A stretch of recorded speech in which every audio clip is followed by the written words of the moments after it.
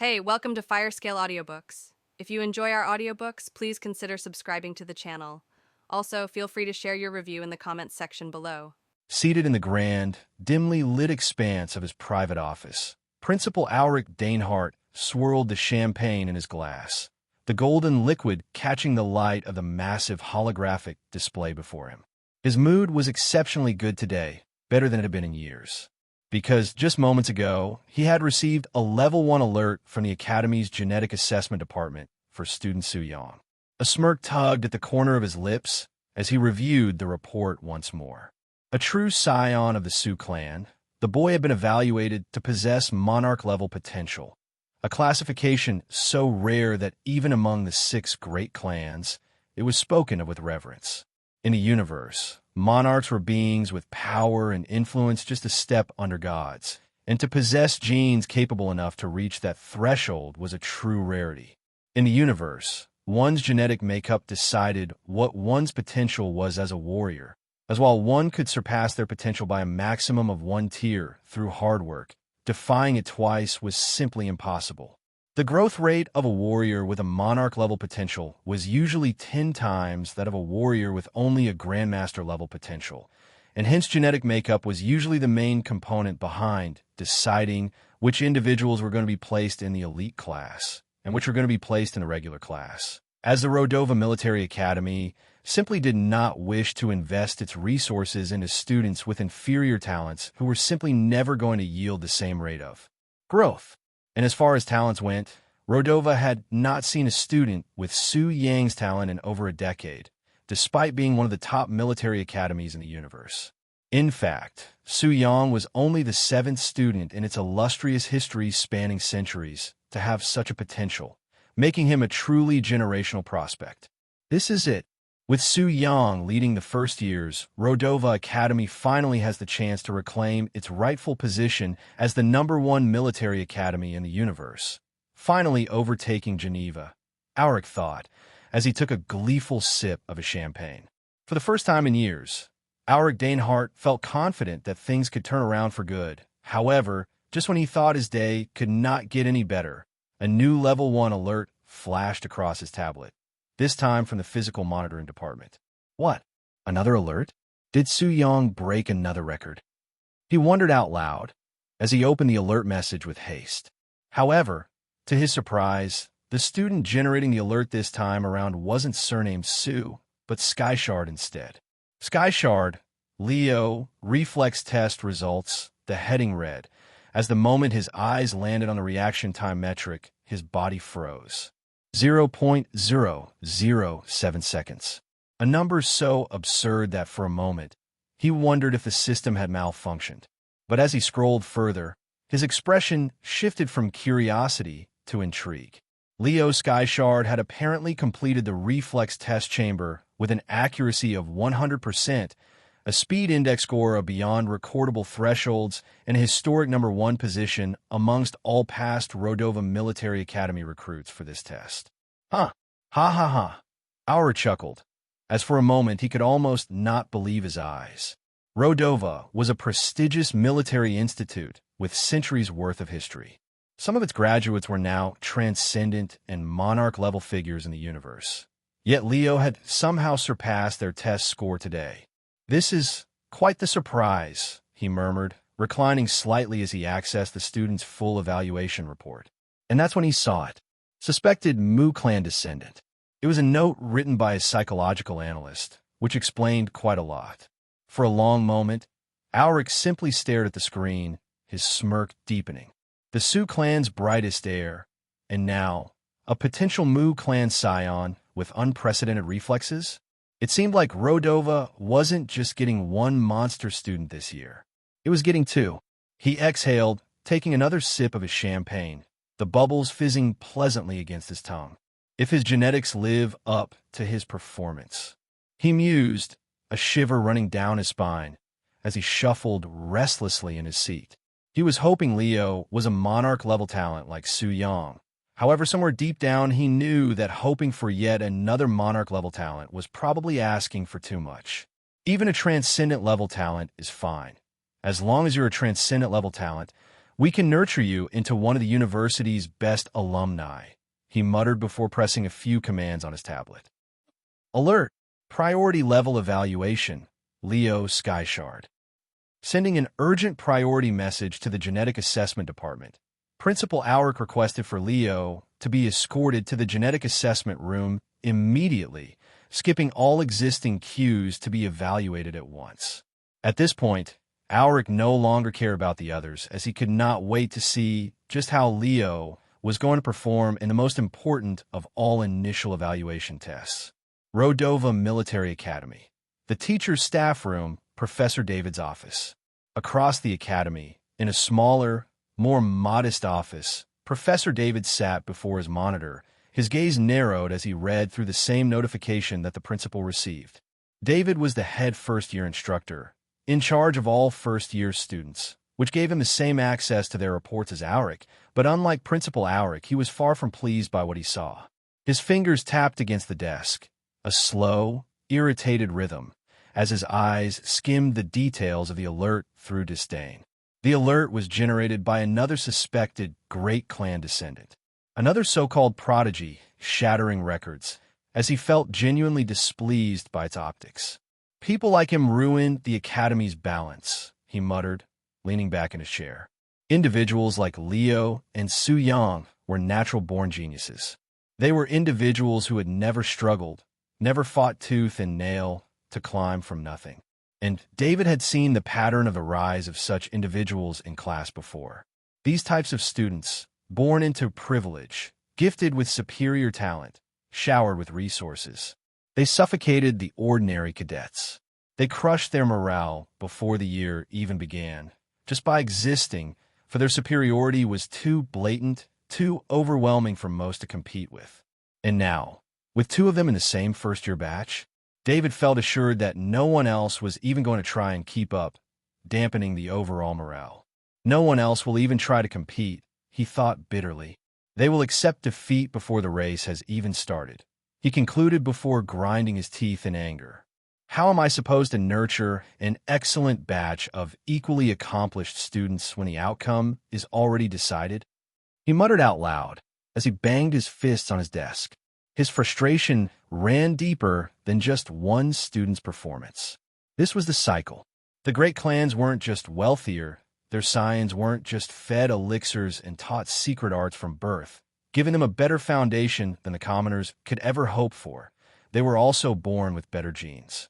In a universe ruled by talent and power, they always stood at the top, ensuring that the gap between them and the common-born remained insurmountable. And the rest? They were left to fight for scraps, struggling against an impossibility, forever outmatched from the moment they were born. And it was this unfortunate reality of the universe that made his blood boil. I'm a retired universal government officer, he thought bitterly. A well-respected major, more experienced and decorated in real wars than that fool Auric. Yet because my bloodline was insignificant, because I wasn't born with superior genes, he sits as principal while I'm left overseeing first-year brats. David mused as his lips curled in disdain. Auric earned twice his salary, wielded twice the influence, although he was half as competent. And to make matters worse, because he earned twice as much, he had more disposable income to spend on his kids and grandkids, and more influence to give them a head start in life, to ensure that David's kids could never catch up. It was an endless cycle. The powerful remained powerful, while the weak stayed weak.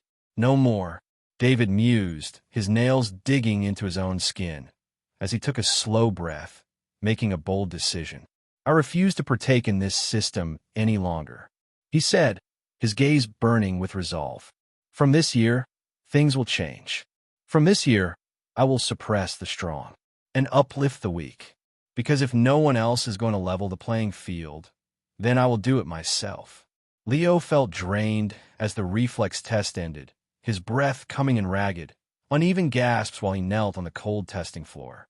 Sweat trickled down his back, his entire body trembling from exertion, his muscles hollowed out as if every ounce of strength had been siphoned away. However, this wasn't the first time. This overwhelming fatigue, this complete depletion, was becoming a recurring pattern. He had felt the same when he first triggered that strange time-slowing ability. For the moment it ended, his body had collapsed under its own weight, leaving him gasping for air like a drowning man. I can't afford this in a real battle, Leo realized, his hands curling into fists against the floor.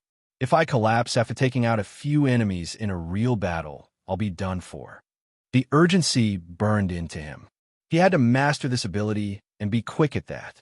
He needed to learn to control it, regulate it, to trigger it when needed and suppress it when not. Because if he did not, it wouldn't be a weapon. It would be a liability, one that could land him in deep waters. Skyshard. A voice suddenly pulled him from his thoughts as the chamber door slid open.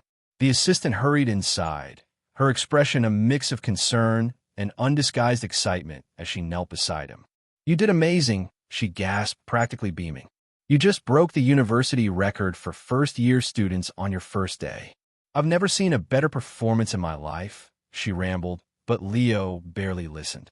His mind was elsewhere, struggling to stay conscious as black spots flickered across his vision, expanding and contracting like ink bleeding into water. "Oh, how silly of me. You must be exhausted.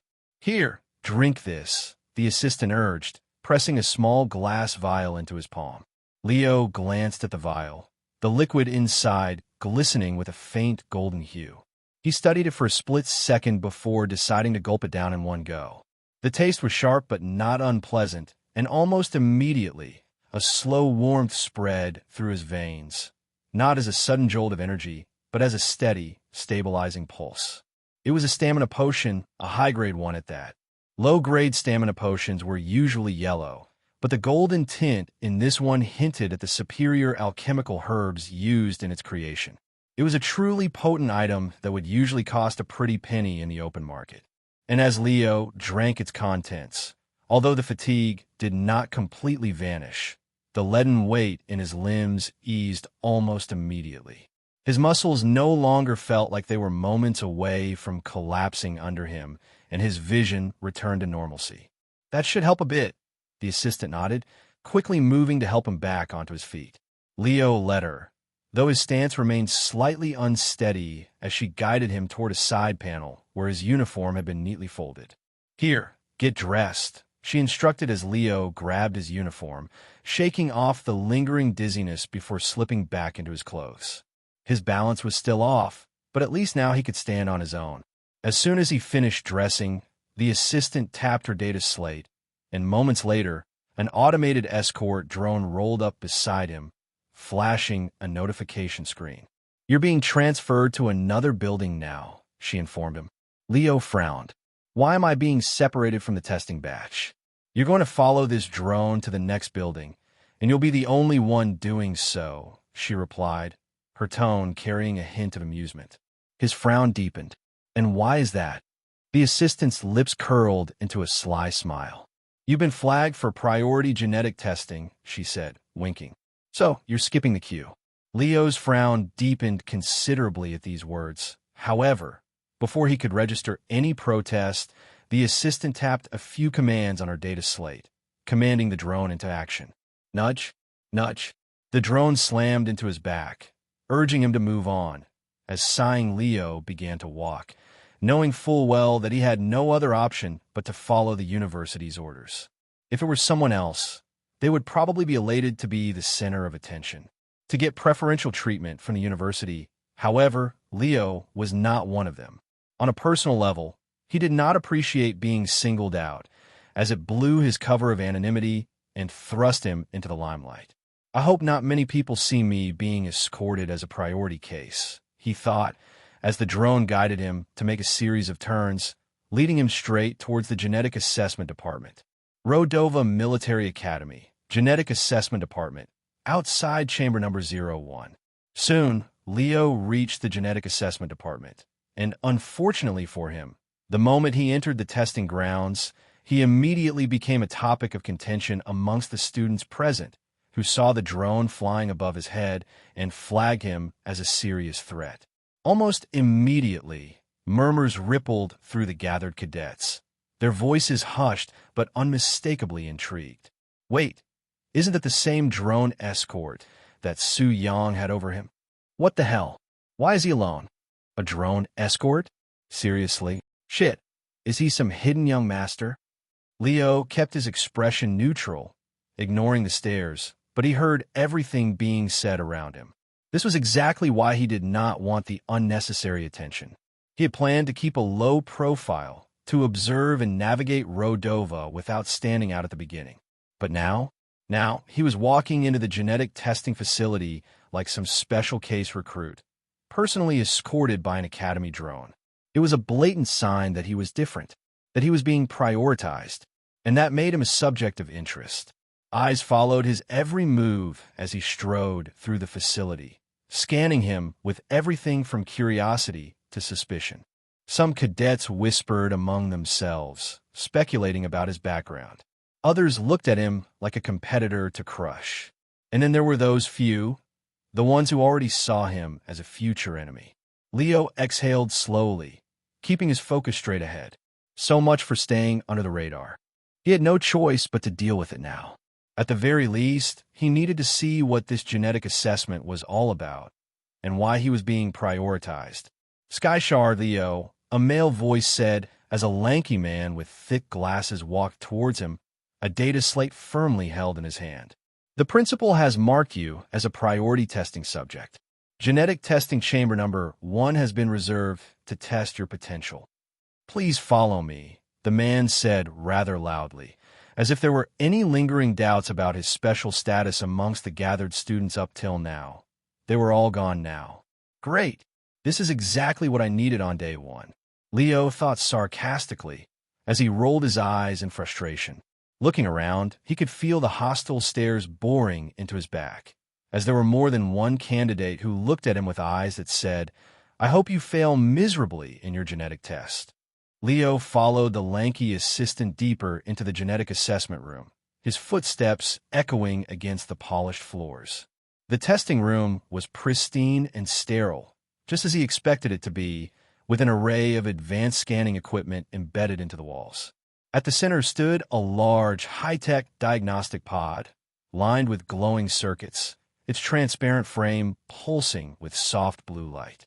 "Stand here," the assistant instructed, adjusting his glasses while tapping away on his data slate. Leo complied, stepping onto a circular pad in front of the machine. "You'll need to be plugged into the system first," the assistant continued, opening a compartment on the side of the pod and retrieving several thin biosensors, each lined with intricate runic etchings. He moved methodically, attaching the sensors to Leo's temples, wrists, and chest as the machine began humming with activation. Leo glanced at the various displays flickering around him, filled with genetic diagrams and complex symbols. "So, what exactly does this test measure?" he asked, keeping his voice neutral. The assistant adjusted his glasses, raising a brow. "You don't know? Well, I suppose that makes sense. Most recruits don't understand the full importance of genetic testing." He smirked slightly before tapping a few more commands into the system. "All right then, let me explain. There are 5 classifications for genetic potential," the assistant began, his tone shifting into a practiced explanation as he finalized the machine's calibration. "First, at the lowest level, we have the Adept Tier Awakening. This means that while the person can train as a warrior, their genetic potential is fundamentally limited. No matter how much they push themselves, they will never reach the heights of true powerhouses." Leo absorbed the information silently as the assistant continued. "Adept-level warriors can, at best, reach the Grandmaster realm of power with extreme effort, but they will never go beyond that. However, to compensate for this flaw, the Academy offers such students a chance at genetic augmentation, a process where their DNA is fused with animal or beast DNA to artificially boost their physical capabilities." The assistant shrugged, pushing his glasses up his nose. "Of course, doing that caps their potential at Grandmaster, but at least it makes the journey easier." Leo frowned slightly. "So, they'll never surpass Grandmaster, no matter what?" "Correct," the assistant nodded. "They're better suited for roles like lieutenants in the Universal Army, but they won't ever make it to top management." The machine emitted a soft pulse, signaling that Leo's biometrics had been fully linked to the system. "Now, moving up, Grandmaster Tier Awakening, the assistant continued. This is the most common classification. In fact, 99 out of 100 cadets at Rodova fall into this category. These students have good growth potential and, with dedication, can advance far in the military. He glanced at Leo. Grandmaster tier warriors are considered top talents in small and medium-sized factions. They may not be the absolute strongest, but they're highly respected and hold significant power. Leo nodded slightly, his expression unreadable. But things start to get interesting at the Transcendent tier awakening. The assistant's tone shifted subtly, carrying a hint of awe. Transcendent level talents are rare, 1 in a million. If someone awakens at this level, they're immediately placed on a different trajectory. The Academy ensures they receive the best resources, training, and opportunities. They're nurtured like prized assets. Leo could see it now, the clear gap between tiers. The difference between a great warrior and someone truly feared. And then, Monarch tier awakening. The assistant paused, as if giving the words the weight they deserved. This is the highest classification the Academy can officially measure. Only 7 students in Rodova's entire centuries-old history have ever awakened at this level. Well, 8 now this morning, the assistant said with pride, as Leo immediately understood the implications of such a sentence. The Su clan's heir, Su Yang, scored at this level today, the assistant continued, his tone laced with admiration. I'm sure the news is already making round academy-wide. Leo said nothing, his thoughts processing everything. And finally, the assistant murmured, his voice dropping lower, there's a rumored 6 classification, God tier awakening. A shadow flickered behind his glasses. But the machines at Rodova aren't advanced enough to detect it, he admitted. Even if someone did awaken at that level, we wouldn't know for sure. Leo remained still, his fingers subtly flexing as he absorbed the weight of the information. This test will determine everything about your future, the assistant finished, finalizing the last set of inputs. If you have a higher genetic potential to unlock, it just gives you unbelievable advantages as a warrior that the common folk can't compare to, the assistant said before stepping back, as Leo tried to probe him for more information. Advantages? What sort of advantages? Leo asked. However, the assistant ignored him as the pod closed shut. All the best, he mouthed as Leo's genetic testing officially began.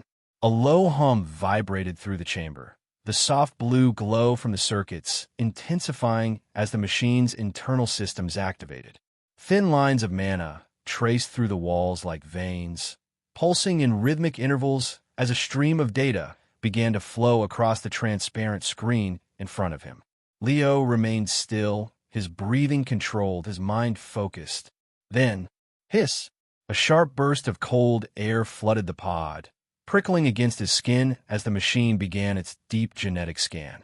Genetic identification process initiated.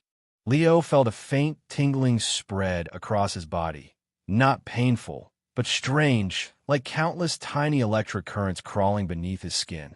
The biosensors attached to his temples and wrists pulsed in synchronization with his heartbeat, sending streams of information into the system. Then, prick! Leo's muscles tensed as he felt something, a sharp sensation at the base of his neck. A thin needle-like device extended from the pod's inner wall, piercing just deep enough to extract a sample of his bone marrow.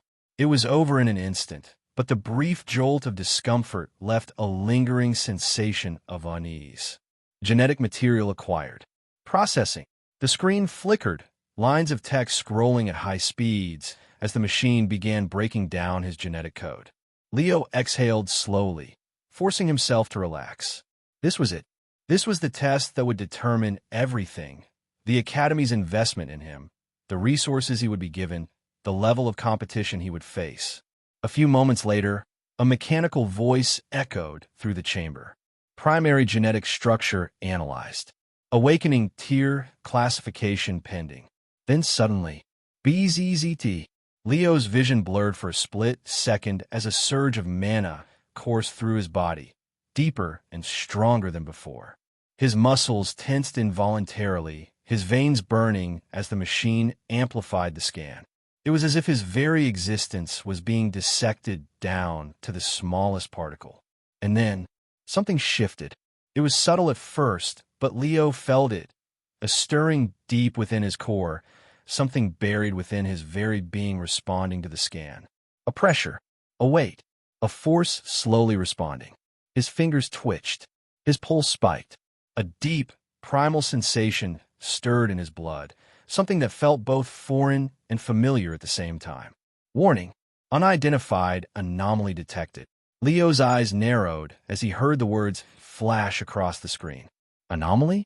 The machine whirred louder, recalibrating itself as the circuits flickered erratically for a brief moment before stabilizing.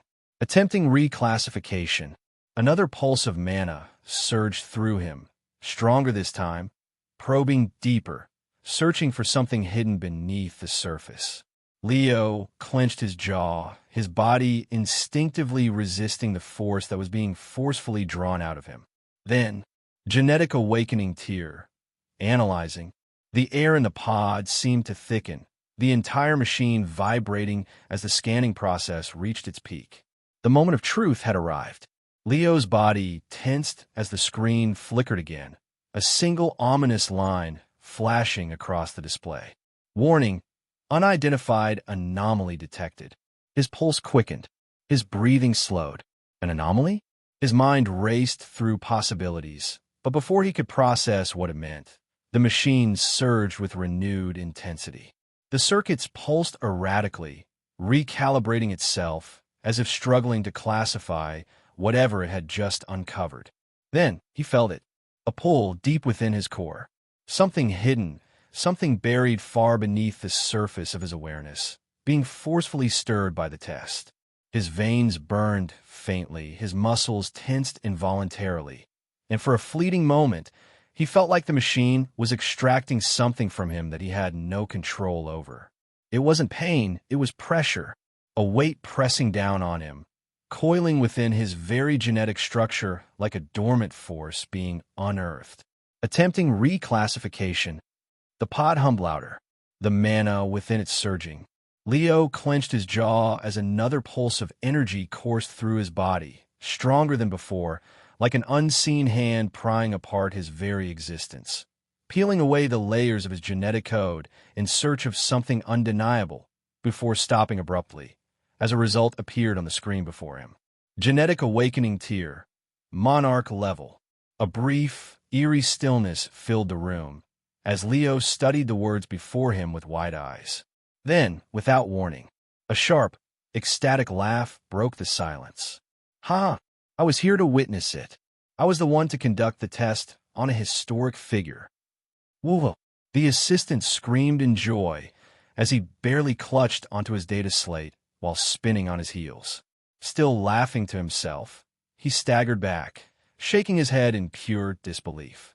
I swear, I'll tell my grandchildren about this day, he muttered under his breath, his voice brimming with giddy disbelief. However, Leo barely acknowledged him, for his gaze was locked on the glowing words on the screen, his thoughts spiraling.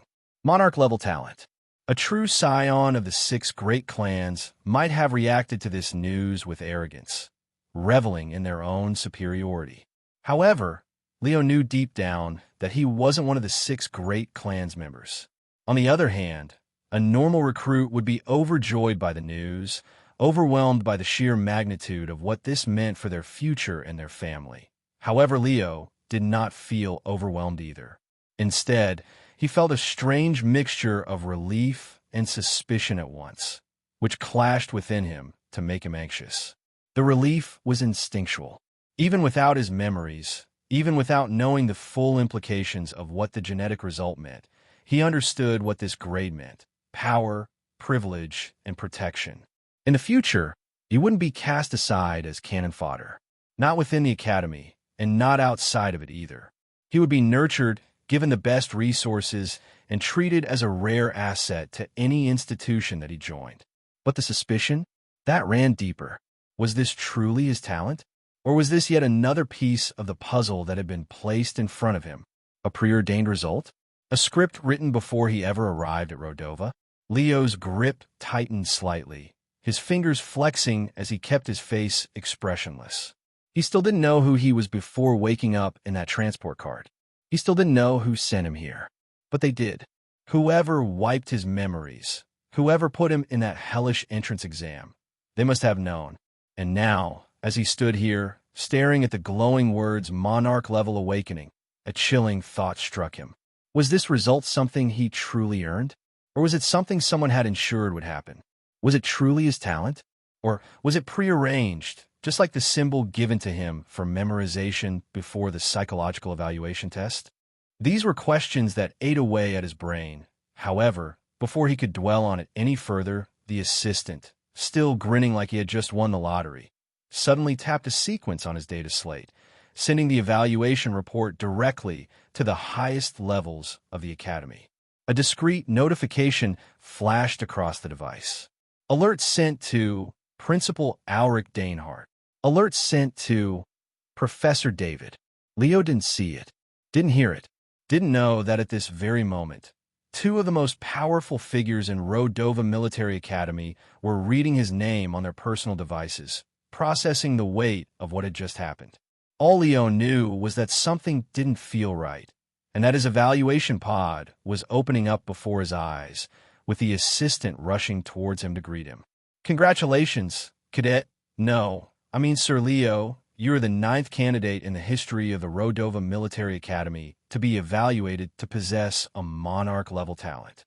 It is my life's honor to have conducted this test for you, sir." The assistant practically stumbled over his words, visibly restraining himself from outright cheering.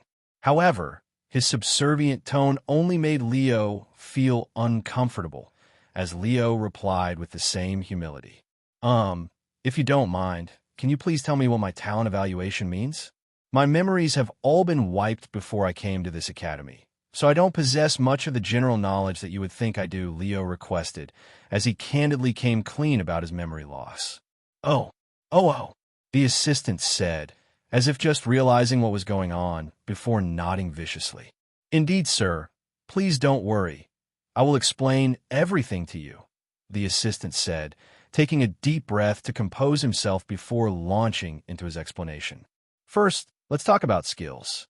Every individual who possesses the talent to become a warrior, even those with adept-level genetic potential, has the ability to learn and master skills. However, there's a fundamental limit to how many skills they can learn at a time, which is capped at 5. No matter their dedication, no matter how much they push themselves, an adept tier warrior will never be able to learn and master more than 5 skill techniques in their lifetime." Leo listened intently, his expression neutral, but his mind actively processing every word. "Of course," the assistant continued, adjusting his glasses, "the grade of the skills they learn can vary greatly. An adept tier warrior may learn weaker skills compared to a transcendent or monarch tier warrior, and their mastery over those skills will always be fundamentally inferior. Moreover, there's an absolute restriction. No matter how talented they are, an adept tier warrior will never be able to master skills beyond the legendary or grandmaster grade, as the laws of genetic compatibility simply won't allow it." Leo narrowed his eyes slightly, absorbing the implications. The number of skills one could master was fixed, and there were limits to how far a lower-tier individual could push themselves.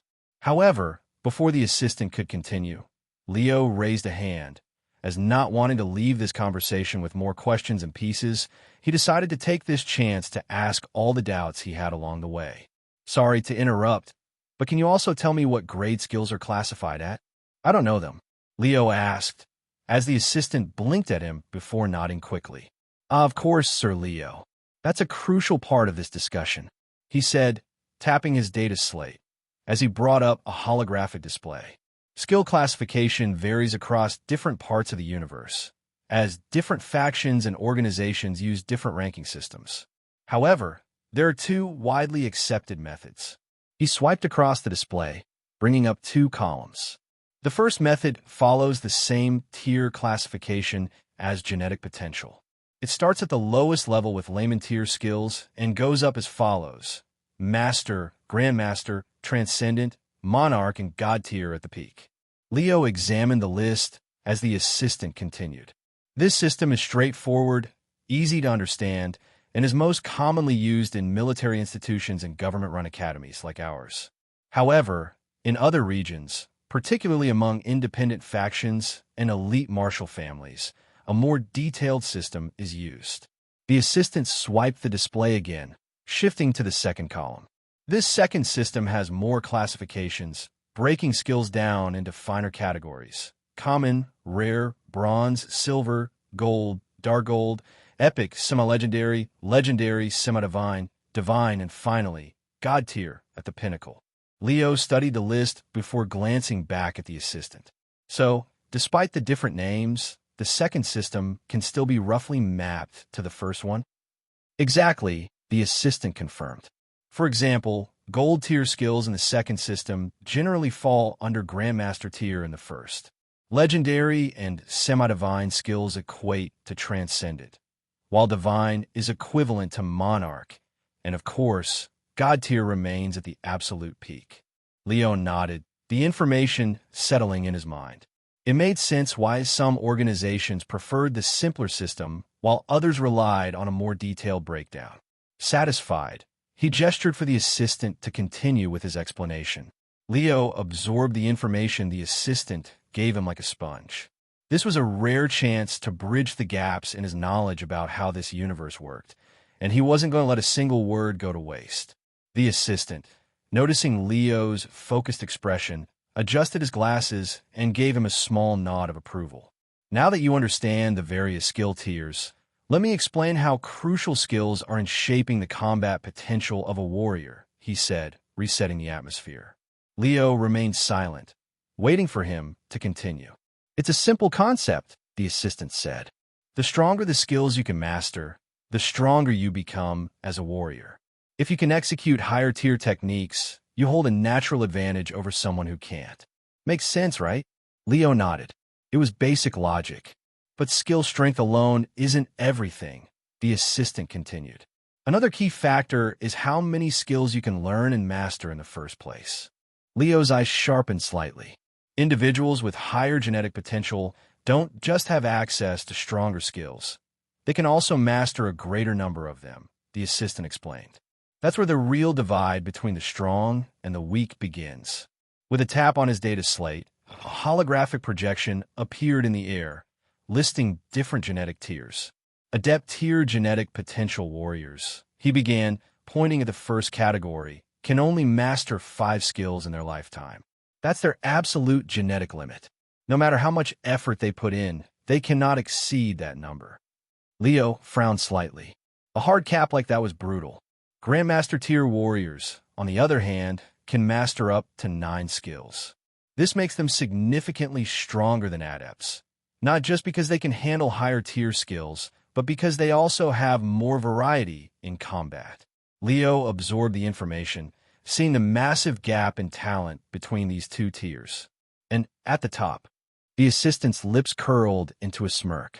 Monarch tier warriors can master over 20 skills. Leo's fingers curled slightly. That was more than double the limit of a Grandmaster tier warrior, and 4 times that of an Adept tier warrior.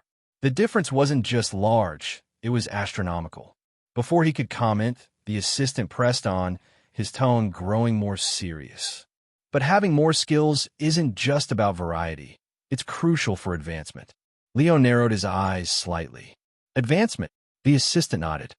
A warrior doesn't grow stronger randomly. There are thresholds. Breaking through to higher realms requires specific conditions, one of which is skill mastery. The holographic projection shifted again. To ascend from master level to grandmaster level as a warrior, you must master at least 5 legendary tier skills amongst other requirements. Leo's eyes flickered. That meant an adept tier warrior, whose absolute limit was 5 skills, would need to master 5 legendary tier techniques just to reach the grandmaster realm as a warrior. And if legendary was the highest level of skill they could even learn, then that meant they were scraping against their potential ceiling from the very start, just to reach the grandmaster realm as a warrior. The assistant continued, unaware of Leo's internal thoughts. And to ascend from grandmaster level to transcendent level, you must master at least 9 divine tier skills. This means that for an adept tier talent who cannot learn skills ranked higher than the legendary grade, and who cannot learn more than 5 skills in total. Becoming a transcendent level warrior is simply impossible. It's not a matter of determination or hard work or even luck. It's simply predetermined, for in this universe, your genetics determine everything, the assistant explained, as he shrugged nonchalantly as if what he was saying was only natural. Leo exhaled slowly. 9 skills. That was exactly the maximum number that a Grandmaster tier talent could learn, which meant that even if they were the most talented of their kind, reaching Transcendent was next to impossible unless they maximized their genetic potential. But even then, they could never hope to become a monarch. In this universe, one could only defy their genetic potential by 1 tier at most. An adept tier talent could become a Grandmaster level warrior at most. A Grandmaster level talent could become a Transcendent level warrior at most. And a Transcendent level talent could become a Monarch level warrior at most. However, Monarchs did not have that threshold. Being a Monarch level talent meant that you could reach the highest God tier at most, which was the maximum ceiling, making Monarch level talents the best talent that one could be born with in the whole universe. Leo processed the information in silence, trying to evaluate every implication behind it. However, while he remained quiet, the assistant's enthusiasm only grew. As a monarch, you can easily master over 20 skills. And when I say over 20, it's a rough estimate because we don't actually know the limit. Monarchs rarely participate in general surveys, he admitted, looking almost disappointed at the lack of data. Whether it's legendary, semi-divine, divine, or even God tier, you have the potential to learn and master them all. Leo's heartbeat was steady, but his thoughts weren't. That level of growth speed, that level of freedom, it was terrifying. The assistant adjusted his glasses before dropping yet another bombshell. And that's not all. Genetic potential isn't just about skill capacity, the assistant explained. It also determines something else entirely, latent genetic abilities. Leo's eyes narrowed slightly. There are individuals in this universe who are simply born with abilities, the assistant continued. Abilities that are unique to their bloodline. Leo stayed silent, absorbing the words carefully. Some warriors don't need to learn skills the way others do, the assistant elaborated. Their genes hold abilities that awaken naturally as they grow stronger. Leo's lips pressed into a thin line. Bloodline abilities, he murmured as the assistant nodded. Some of these abilities are divine tier or even God tier, and the person who inherits them doesn't need to master them. They already know them, as if they were born with the knowledge imprinted in their very bones. Leo exhaled slowly, his fingers subtly flexing. Is that what happened to me in the reflex test?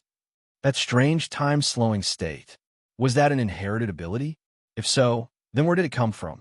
Leo wondered, as the assistant gave him a considerate look before continuing. Finally, genetic potential doesn't just determine what you can learn, it also determines how strong your body can become. Leo's focus snapped back to him. Your muscle quality, bone density, mana circulation efficiency, all of it is influenced by your genetics, the assistant explained. This is why warriors with higher genetic potential can train their bodies to far greater heights than normal people. Leo processed the information carefully. So that was why some people grew stronger and faster despite training the same amount. It wasn't just effort. It was genetic superiority. The assistant took a deep breath, stepping back slightly with a satisfied expression.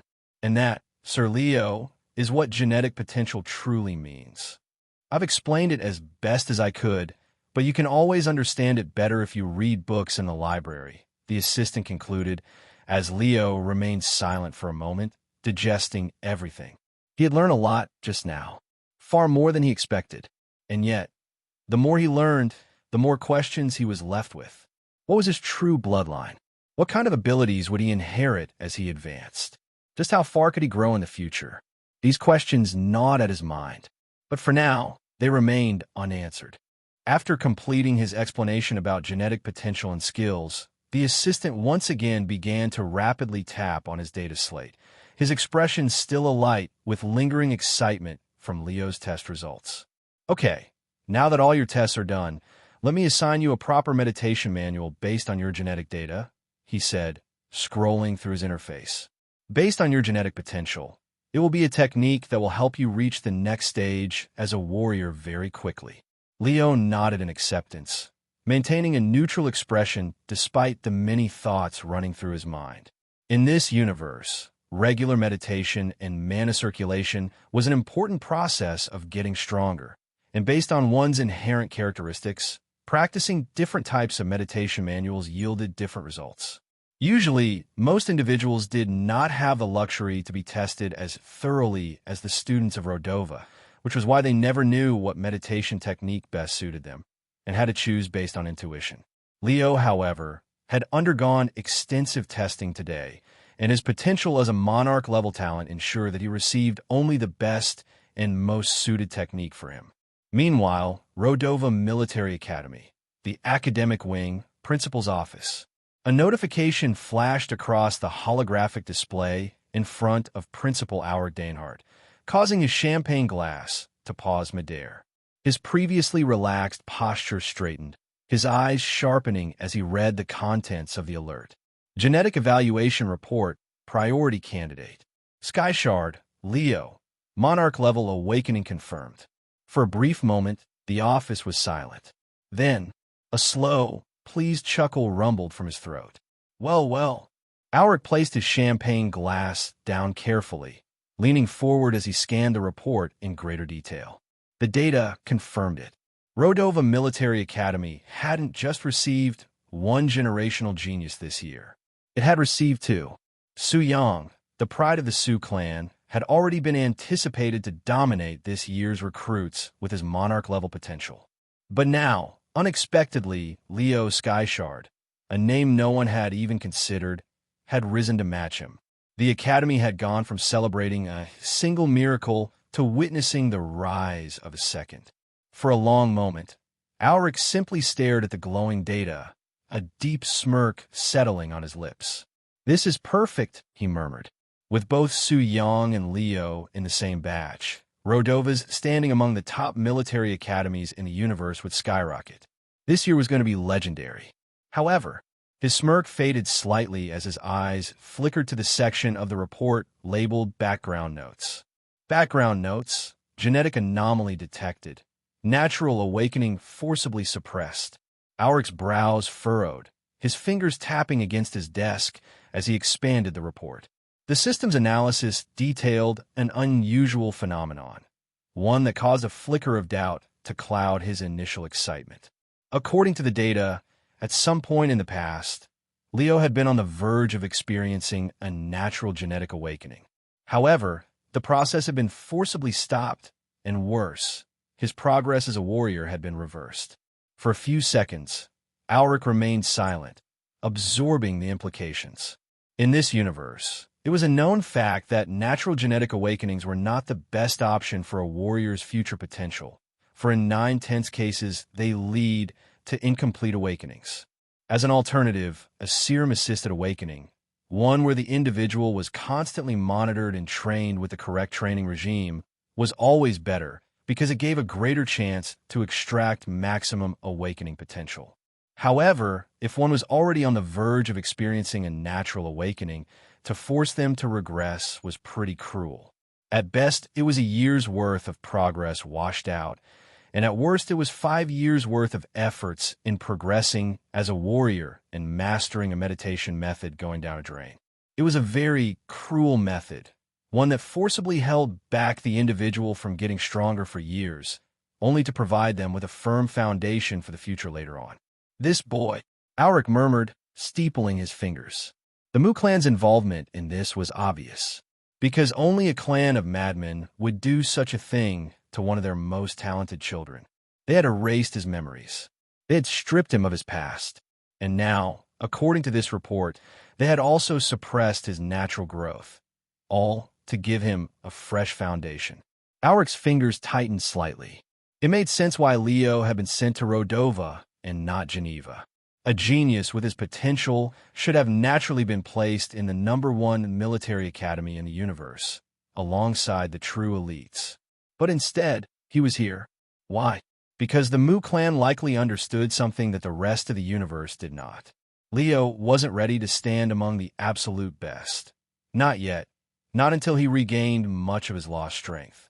And hence, instead of throwing him into Geneva, where he would have had to claw his way through an ocean of competition, they had placed him here in Rodova, where the environment was still cutthroat but manageable. A place where he could thrive rather than struggle to survive. A smart move, but I see through it all clearly, Auric muttered, his smirk returning slightly as he thought he had figured it all out. In his view, he had uncovered Leo's entire suppressed history today. However, all of his hypotheses about Leo were unfortunately wrong. In his eyes, Leo was slightly unfortunate to come to Rodova the same year as Su Yang, as while he thought the operators behind Leo wanted to place him in an environment with no equals, so that he could thrive here. Having Su Yang here meant that those dreams were crushed, because whether Leo was ready or not, he had just been placed in direct competition with a true monster, as once their talents were revealed, comparisons between the two were bound to be made, putting intense pressure on Leo, who would clearly struggle to keep up. Auric leaned back in his chair, swirling his champagne glass once more as he exhaled. This will be interesting, he mused, before pressing a single command on his desk. A command that completely redacted any records about Leo's background check from the university database. Rodova Military Academy. The teacher's staff room, Professor David's office. Across the academy, Professor David's terminal lit up with a level 1 alert, pulling his attention away from his paperwork. He adjusted his posture, eyes narrowing as he read the notification. Genetic Evaluation Report, Priority Candidate. Sky Shard, Leo. Monarch level awakening confirmed. A sharp, disapproving scowl immediately darkened his features. His fingers clenched slightly, tapping the desk in irritation as he read further. Another one. First Su Yang, now Leo Sky Shard. 2 monarch-level talents in the same year. For most people, this would be an occasion for celebration. For David, it was confirmation of the very thing he despised. Another recruit, born with everything. Another so-called genius, given the best talent, the best starting point, the best future, all before they had even lifted a damn finger. His grip on his stylus tightened. It was always the same.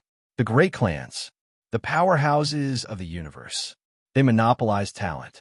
They hoarded resources. And their descendants, born into privilege, were always the ones at the top. Disgusting, David muttered under his breath.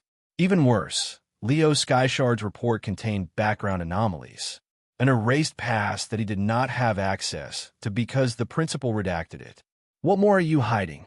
He mused, as his hatred for Leo even surpassed that for Su Yang from this moment. Mu Fan sat alone in her quarters, the only source of light being the soft glow from her data slate. Her sharp eyes flickered as she scrolled through the encrypted feed she had hacked into, mirroring the exact evaluation report that Principal Auric had just received. Technically, she wasn't supposed to have access to this level of classified data. Genetic evaluations, especially for high-priority candidates, were heavily restricted. But for Mu Fan, barriers like these were merely inconveniences. She had ensured from the moment Leo Skyshard stepped foot in Rodova that she would monitor his every move. And now, her fingers froze slightly over the slate. Genetic Evaluation Report, Priority Candidate. Skyshard, Leo. Monarch level awakening confirmed. A small exhale left her lips, a mix of relief and tension washing over her at once. Monarch level. She leaned back against her chair, staring at the glowing words as conflicting emotions surged through her chest. This was it, the assurance she needed. This result was proof that Leo could truly become the next dragon candidate. If groomed properly, if guided correctly, he could finally be the one to rise above, the one to carry the burden that so many before him had failed to uphold. However, a shiver ran down her spine. Her hands instinctively tightened around the edges of the data slate as old memories clawed their way back to the surface. The previous dragon candidates. Each of them had once been hailed as a beacon of hope. Each of them had carried the same talent that Leo now did. And yet, one by one, they had all been hunted down. Brutally, relentlessly, before they could spread their wings. Before they could even glimpse the peak of their true potential, they had been slaughtered. Some had fallen in open battle, their names etched into history books as fearsome warriors of the evil cult. Some had been assassinated in the dead of night, never even realizing who had come for them. And the worst, the ones who had been betrayed by their own allies. The thought made Mu Fan's stomach twist uncomfortably. She closed her eyes for a moment, steadying herself. Leo's potential was undeniable. That much was now a fact. But was it enough to survive? Would history repeat itself? Would he too be cast into the flames before he ever had the chance to rise? Would they come for him the moment his wings began to form? The cycle had repeated itself too many times. The weight of it bore down on her like an unshakable curse. And yet, as Mu Fan opened her eyes, a cold determination settled in her gaze. Not this time, she muttered under her breath, for if Leo was truly going to be the next dragon candidate, then she would ensure that he would have enough time. Enough time to grow, to sharpen his claws, to become something that even the universe's deadliest hunters would fear. This time, the Righteous Alliance would not clip the dragons before he could fly. This time, they would use the resources and facilities of the Righteous Alliance itself to nurture the dragon and make him stronger until he was ready to stand on his own. This time, they would shield him from enemies and allies alike, even if it meant that the dragon would be forced to live without his memories for many more months to come. Not this time. We have lost too many good seedlings over the course of history to lose another one now, Mu Fan mused as she walked towards the hidden compartment in her room to retrieve the communication crystal.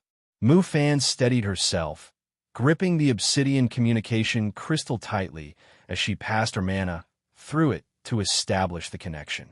A cold sweat ran down her back as the connection established, as for a long moment, the crystal remained dormant, silent.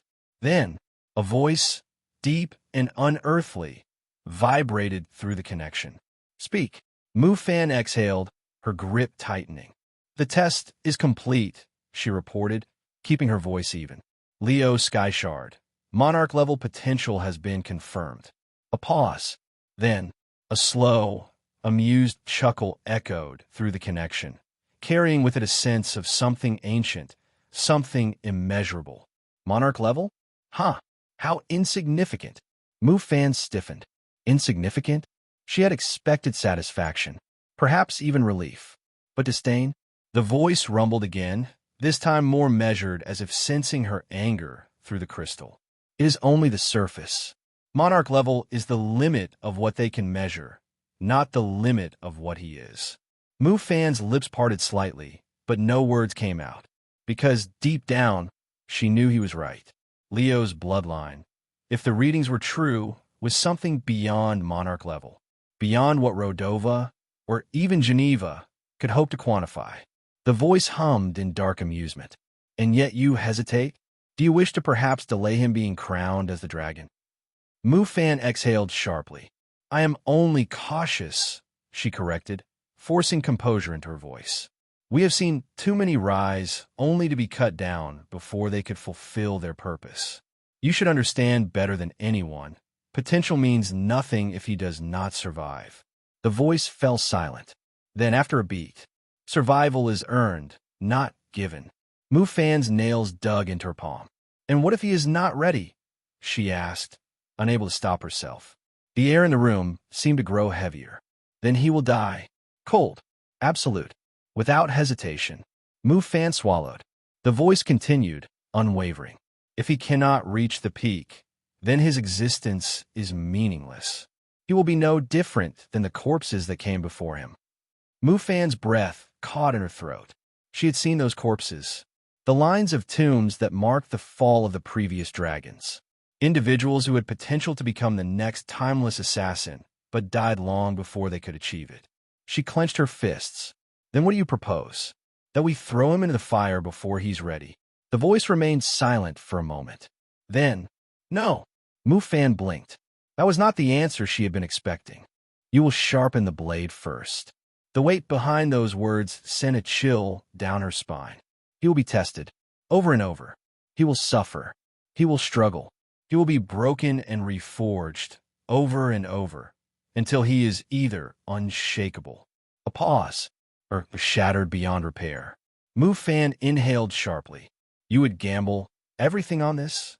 It is not a gamble. It is the only way. A faint pulse of mana surged through the crystal, almost as if the voice itself was reaching through it. He is not meant to crawl beneath the weight of history. He is meant to crush it beneath his heel. Mu Fan closed her eyes. She wanted to believe that. She needed to believe that. But how many times had she thought the same before? And how many times had she watched those she placed her faith in be torn apart? Her silence must have been telling, because the voice spoke again. Do not look to the past for answers. There is only forward, only what must be done. You have 2 years to prepare him. In 2 years, if he survives, we will crown him dragon. Mu Fan exhaled slowly. There was no point in arguing. They both knew what was required.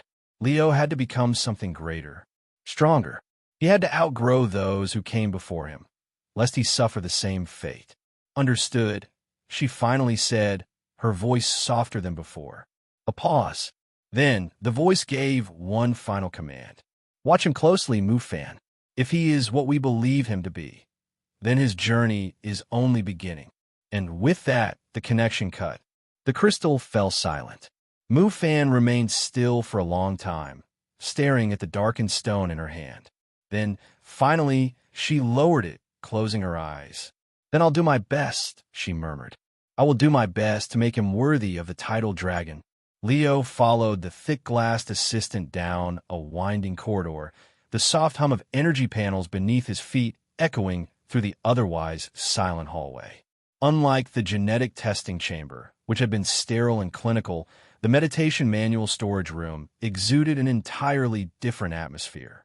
Rows upon rows of holographic shelves lined the massive chamber, each one containing glowing data scrolls suspended midair, categorized meticulously by tier and specialization.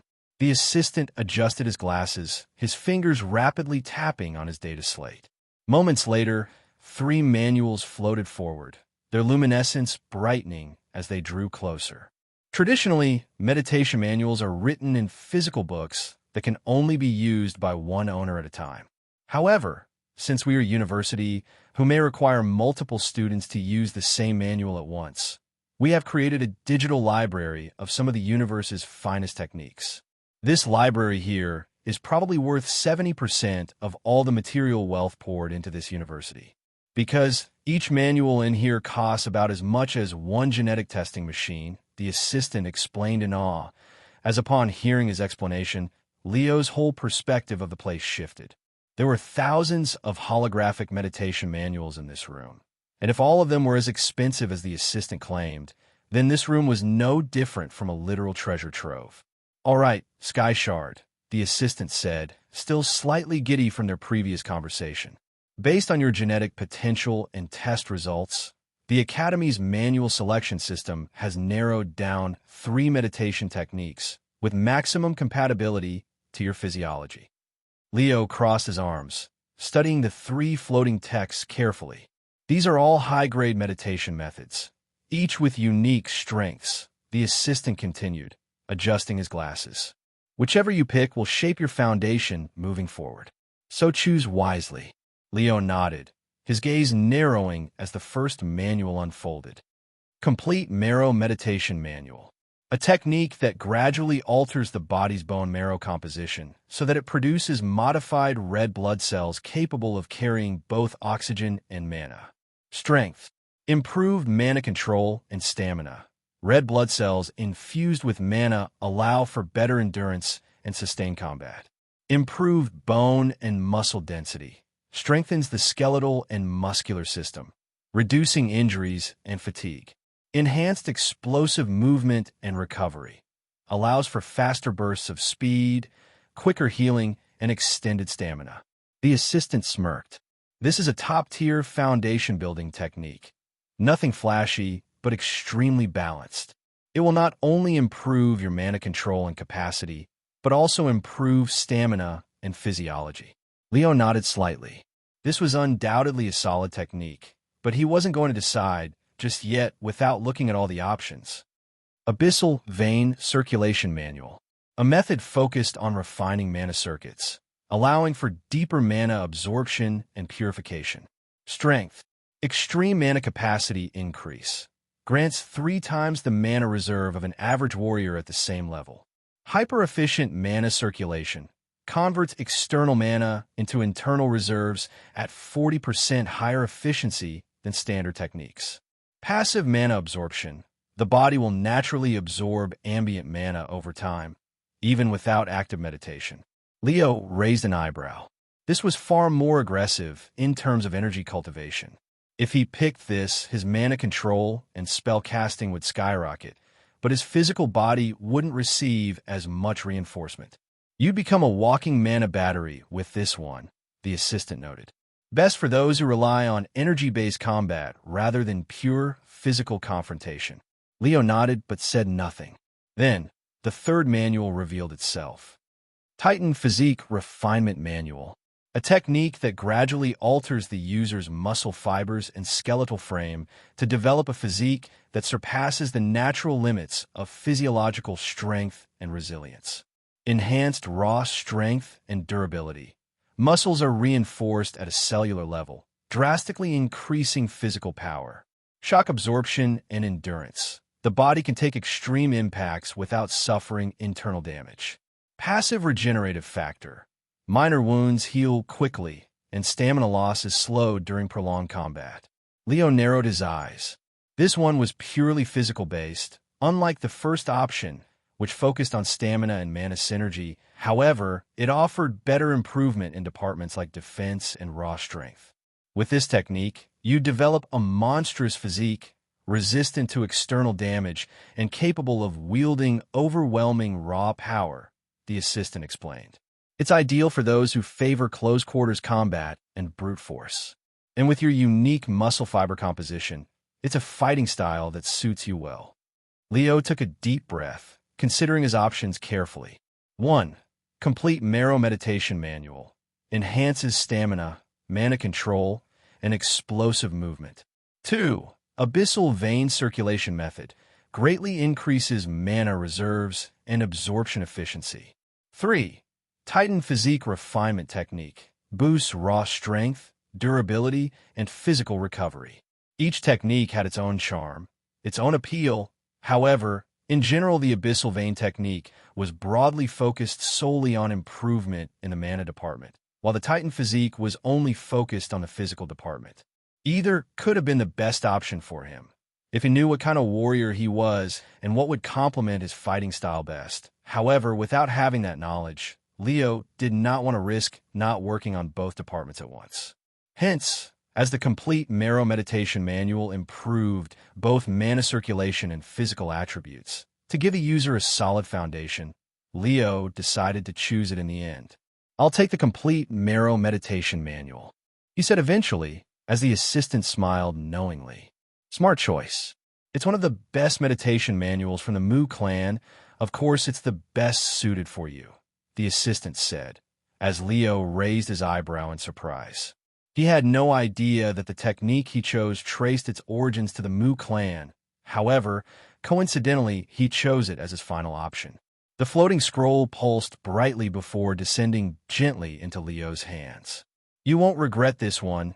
Usually, we wouldn't recommend this scroll to individuals with low talent because it's notoriously hard to master. However, with your talent and speed, there should be no issues, the assistant said, as he gave Leo an honest smile. It's not the most glamorous, but will build your body into something unshakable. A strong body is the foundation for everything else.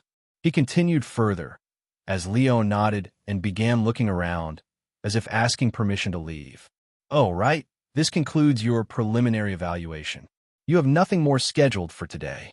Once everyone else is evaluated too, a class list and class schedule will be posted on the Academy notice board later in the evening. You're almost guaranteed to be in the elite class. So make sure to check the class schedule, because classes start from tomorrow, the assistant said, as he gestured for Leo to leave the building as he sealed the room shut behind him as per protocol. Immediately, Leo began making his way back to his dormitory, not wanting to run into anyone else, as he wanted to take a moment to organize his thoughts after today's events. His evaluation today had brought to light a lot of shocking discoveries, and as a result of those discoveries, Leo found himself compelled to organize and plan for what was going to come ahead. A loud murmur filled the air as students pushed and jostled around the large holographic display projecting the newly released rankings. Everywhere, there were mixed reactions, some filled with elation, others with frustration or disappointment. I made it into the elite class.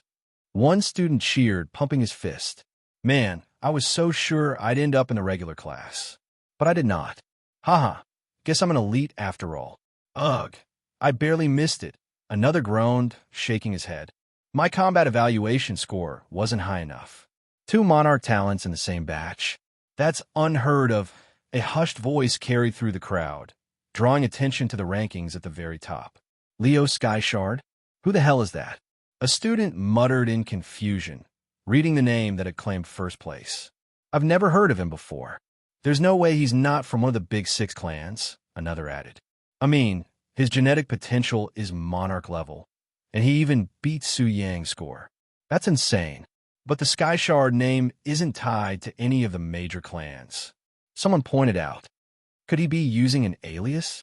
More whispers spread as students took down notes, discussing potential rivalries, alliances, and what this meant for their futures.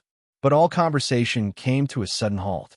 When he arrived, the crowd instinctively parted as Su Yang made his way toward the notice board, his expression unreadable. Dressed in his pristine academy uniform, his long black hair was tied back neatly, his piercing golden eyes sweeping over the gathered students with a quiet intensity that sent chills down their spines. His presence alone commanded respect and fear. The son of the Su clan, the prodigy that was destined to dominate this batch. And now, everyone was watching, waiting to see how he would react to the news. Su Yang stopped a few steps from a board, his hands clasped behind his back as his gaze calmly moved over the rankings. His name was there. Second place, Su Yang, Monarch level talent, 94.5 points. But above him, first place, Leo Skyshard, Monarch level talent, 95 points. A single half-point difference. A brief flicker of surprise crossed Su Yang's eyes before he schooled his expression, scanning the top of the list, where he saw another Monarch-level talent take the top. This was unexpected because Monarch-level talents usually did not choose to join Rodova, but chose to join Geneva instead. He himself had only chosen Rodova because of a special circumstance, and had not expected to see any other such individual in this year's batch. What about the others? Who else is near me? He wondered, quickly scanning the list under his name, as he looked for other potential rivals. Third place, Mu Shun, Transcendent level talent, 87 points. Fourth place, Rulan, Transcendent level talent, 85 points. Fifth place, Gu Feng, Transcendent level talent, 82 points. Sixth place, Du Irin, Grandmaster level talent, 79 points. Seventh place, Tyron Crest, Grandmaster level talent, 76.5 points. His eyes narrowed slightly as he observed the list. As expected, most candidates on the top were from the big 6 clans. However, none of them were really close enough to him to be called a rival. In this regard, only Leo Skyshard had matched him, and only Leo Skyshard had surpassed him. The air around the notice board thickened as the watching students felt the weight of the moment. Su Yang wasn't just the strongest in the batch. He was the heir to the Su clan, a Monarch-level prodigy who had been trained from birth to stand at the top. To see someone else above him, someone no one even recognized, was something no one had expected. The tension was suffocating. The students braced themselves, some already stepping back in fear that Su Yang might lash out at them randomly. They had seen what happened to the poor guy in the mess hall before and did not want to take chances with his temper. But then, Su Yang smiled. It was a slow, genuine smile that caught everyone off guard. "So it looks like I have a worthy rival this year," he murmured, amusement flickering in his golden eyes.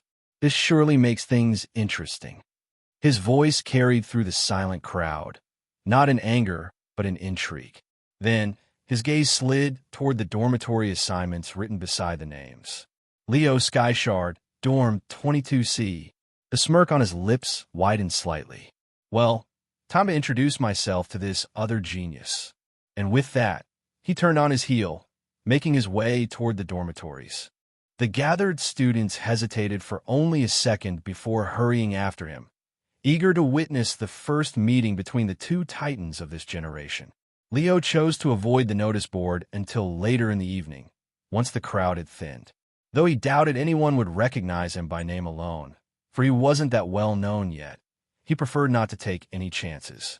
Preserving his anonymity for as long as possible was his priority, which was why he was surprised to see a crowd of students gathered outside his room when he responded to a simple knock on his door. At first, he was merely surprised to hear a knock at all, assuming it was something trivial. A misplaced delivery? A staff member with instructions? Getting up, he opened the door without much thought, only to regret his decision instantly. Nearly 20 students stood outside, filling the hallway, their expressions ranging from curiosity to outright scrutiny. His grip on the door handle tightened instinctively as his body prepared for a fight, but none of them seemed hostile. Their postures were relaxed, their eyes filled with intrigue rather than aggression. "He's Leo Skyshard? Whoa, he's so lanky, barely over 6 feet. He doesn't look imposing at all. No wonder he's from the assassin branch. We'd body this guy in the swordsmanship branch." People whispered amongst each other, their voices carrying just loud enough for Leo to hear.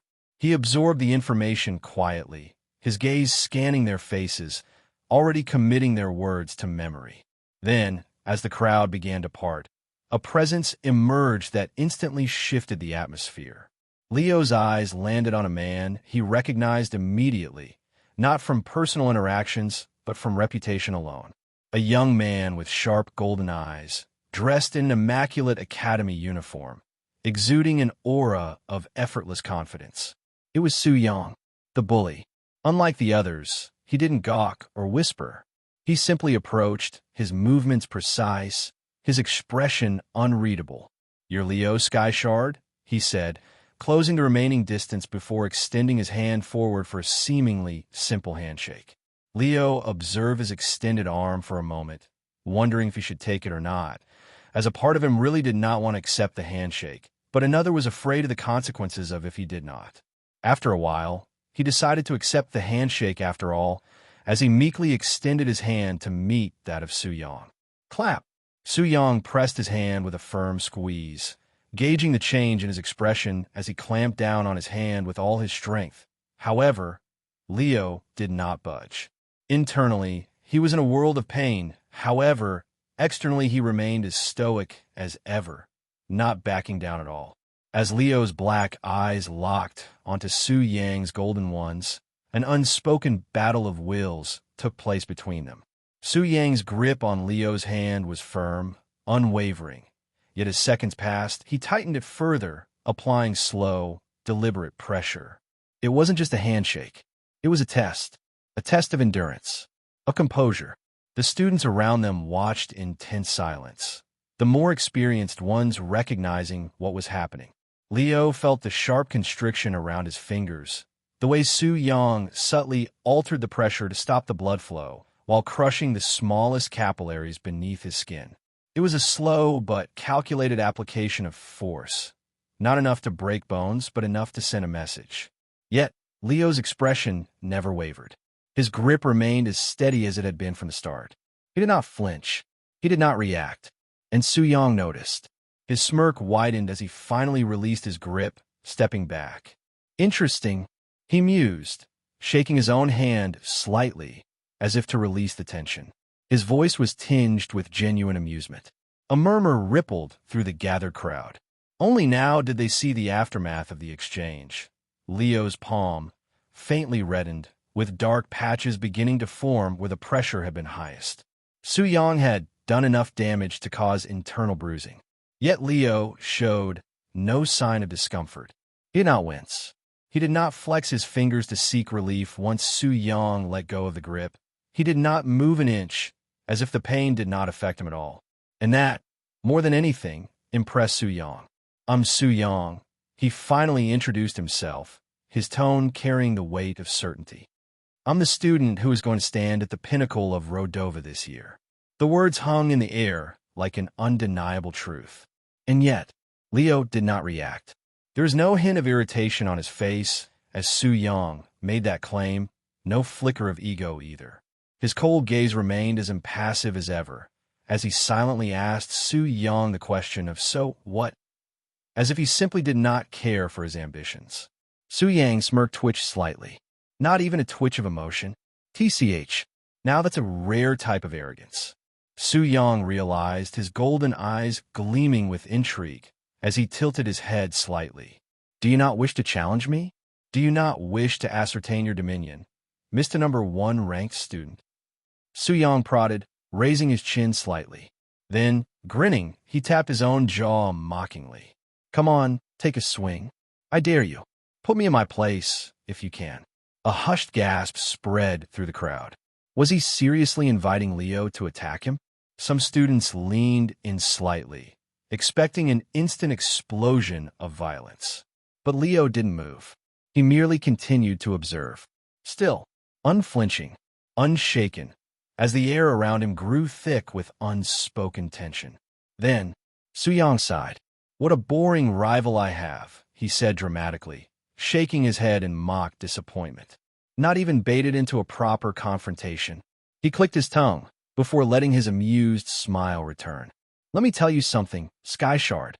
His voice took on a grander, almost theatrical quality as he gestured toward the students surrounding them. "If you want to stand at the pinnacle of an institution, you must have that iron roaring loudly through your veins." He turned slightly, clutching his fists as he let the veins pop through as he addressed not just Leo, but everyone gathered. "You must ascertain your dominion loudly and boldly, so that those beneath you never mistake themselves as your equals." A few students swallowed nervously, already feeling the invisible weight of his words.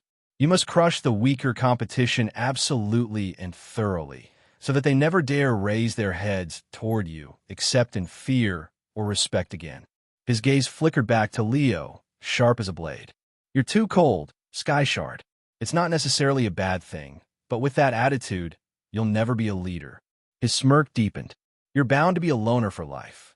The words carried weight, but Leo remained unmoved. Su Yang chuckled. "Let the iron in your veins roar. Show these lesser talents that you and them are not the same." He took a step closer, lowering his voice slightly so only Leo could hear his next words. "Or else, they'll drag you into mediocrity along with them." Then he stepped back.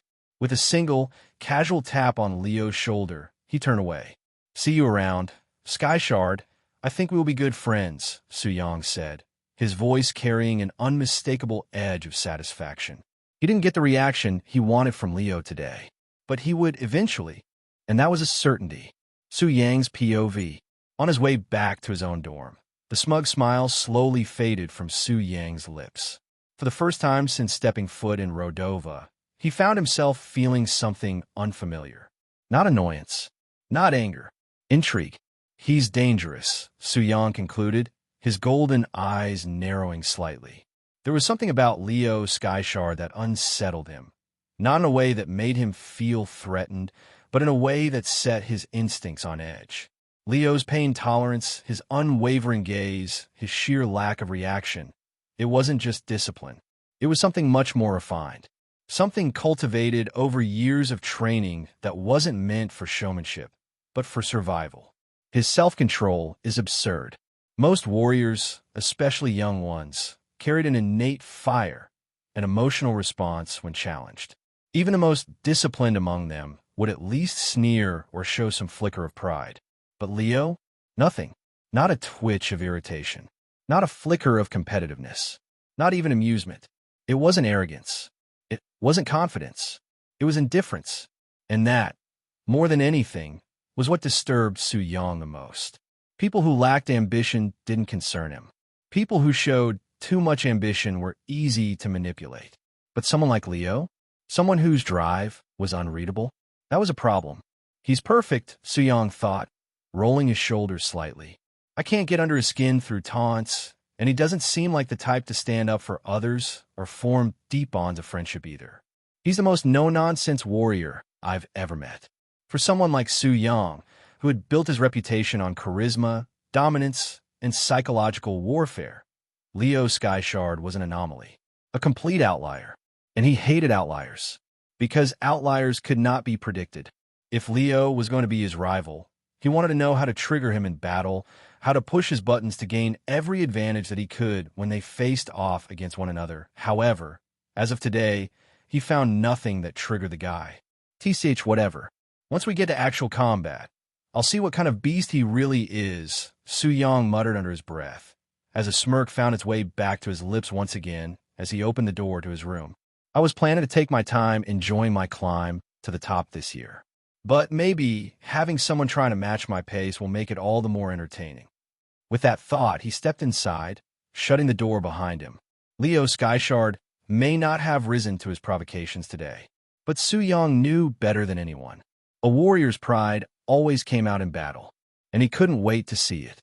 Since his rival was this interesting, he couldn't wait to challenge him at every turn possible.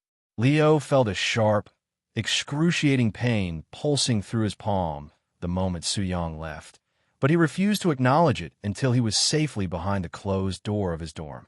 Click! The second the door locked behind him, he let out a sharp breath, shaking his hand violently to restore blood flow. Motherfucker, he hissed under his breath, flexing his fingers as pins and needles of pain shot through them. Fucker did this on purpose, Leo cursed, as his palm throbbed with a dull, aching burn, bruises already forming where Su Yang's monstrous grip had crushed his capillaries. Clenching his jaw, he bit into the side of his palm and blew hot air over the skin to dull the lingering pain. What the fuck was all that about? Su Yang had come to his dorm out of nowhere, dragging an entire entourage of students behind him like some self-proclaimed emperor making an unannounced visit to a rival kingdom. And for what? A ridiculous intimidation stunt? A childish attempt at establishing dominance? Leo exhaled sharply, his annoyance only deepening. Bastard exposed my face to a crowd. Soon, I won't be able to walk the halls without drawing attention. That thought alone pissed him off. But beyond his irritation, Leo had to acknowledge an undeniable truth. Su Yang was strong. Too strong. He had already known Su Yang was a monarch-level talent, thanks to the assistant's briefing in the genetic testing chamber, but until now, that was just information.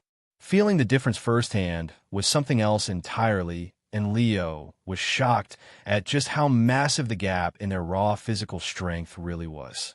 It wasn't like he had not fought stronger opponents before. He did face a few in the entrance test. However, those fights, those were manageable. This was on another level entirely. The sheer difference in physical power between them was absurd. And the worst part? Su Yang knew it. The way he had applied pressure wasn't reckless. It was controlled, calculated, a deliberate show of power. That bastard. Leo exhaled, shaking his hand one last time now that some feeling had returned to his fingers. What the hell does he mean by see you around? He muttered, scowling. I'm not fraternizing with the likes of him. Not a chance in hell. Today's encounter had told him everything he needed to know about Su Yang. He was flamboyant, arrogant, egotistical. But beneath all that bravado, he was calculated, dangerous. Su Yang understood people. He knew how to provoke them, how to control a crowd, how to instill dominance with nothing more than a few words and a well-timed smirk. He wasn't just strong. He was aware of how people perceived him, aware of how to weaponize that perception to his advantage. He was disciplined. He was strategic. He was a nightmare in human form. That's what makes him dangerous. Su Yang's arrogance wasn't empty. His confidence wasn't baseless. And if things continued the way they were, there was no doubt in Leo's mind that Su Yang was the easy favorite to dominate this year's rankings. Leo sighed, rolling his shoulders. Yeah.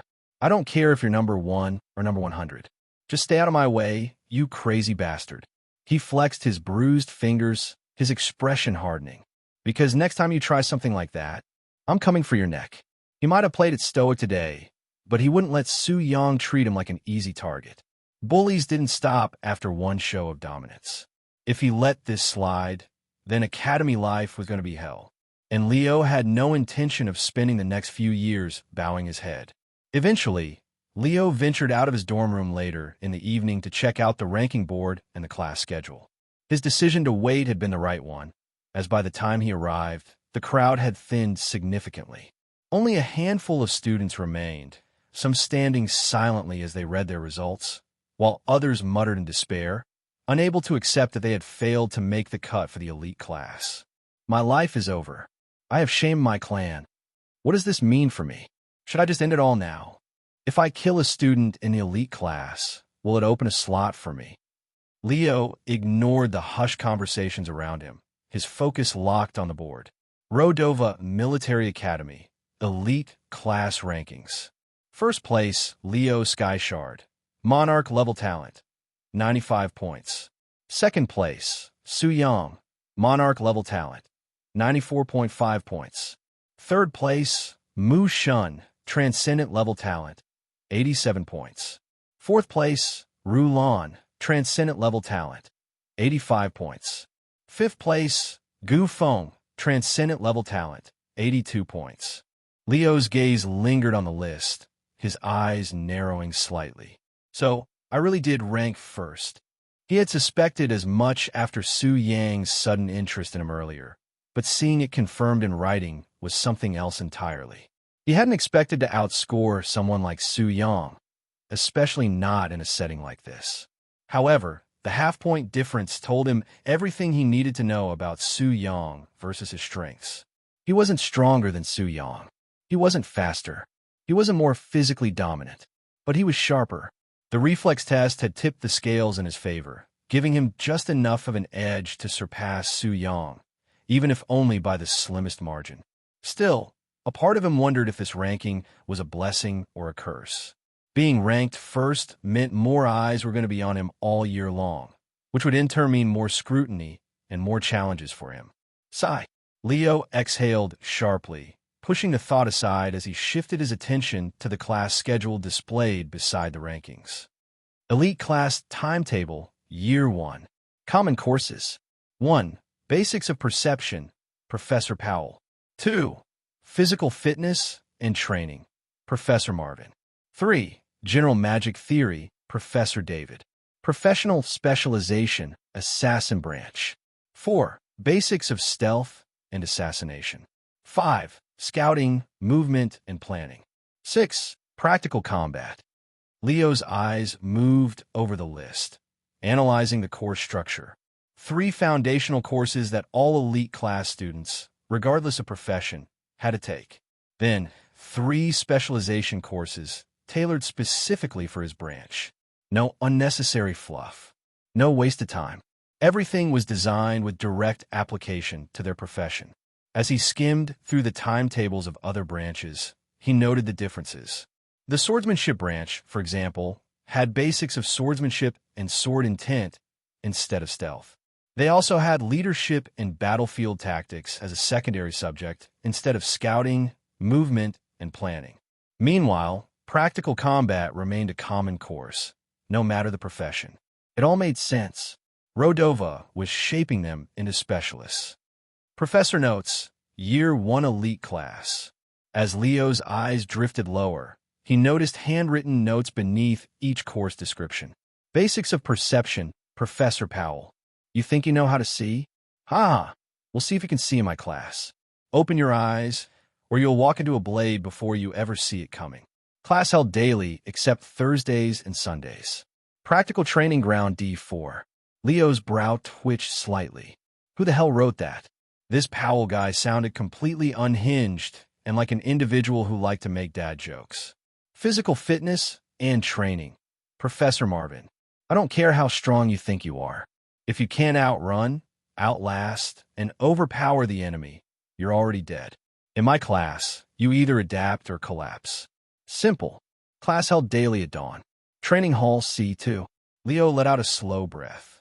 Professor Marvin sounded like a hard ass.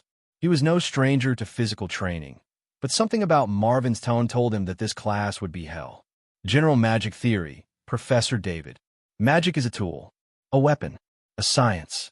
If you think it's some mystical nonsense or a shortcut to power, you're already a fool.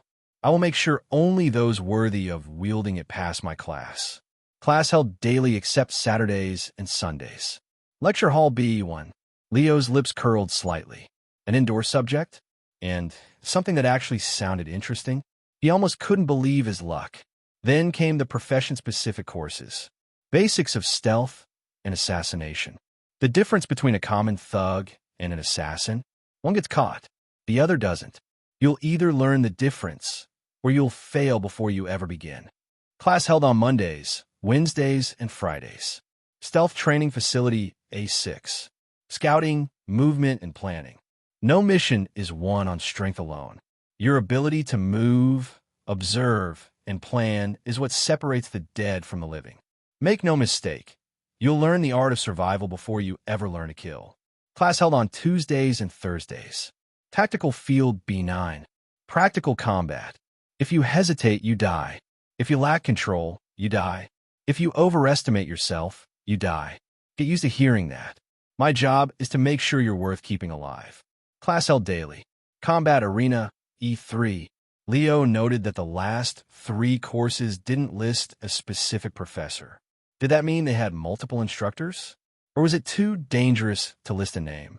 Whatever the case, none of these notes sounded comforting. It was almost like Rodova wasn't here to teach them.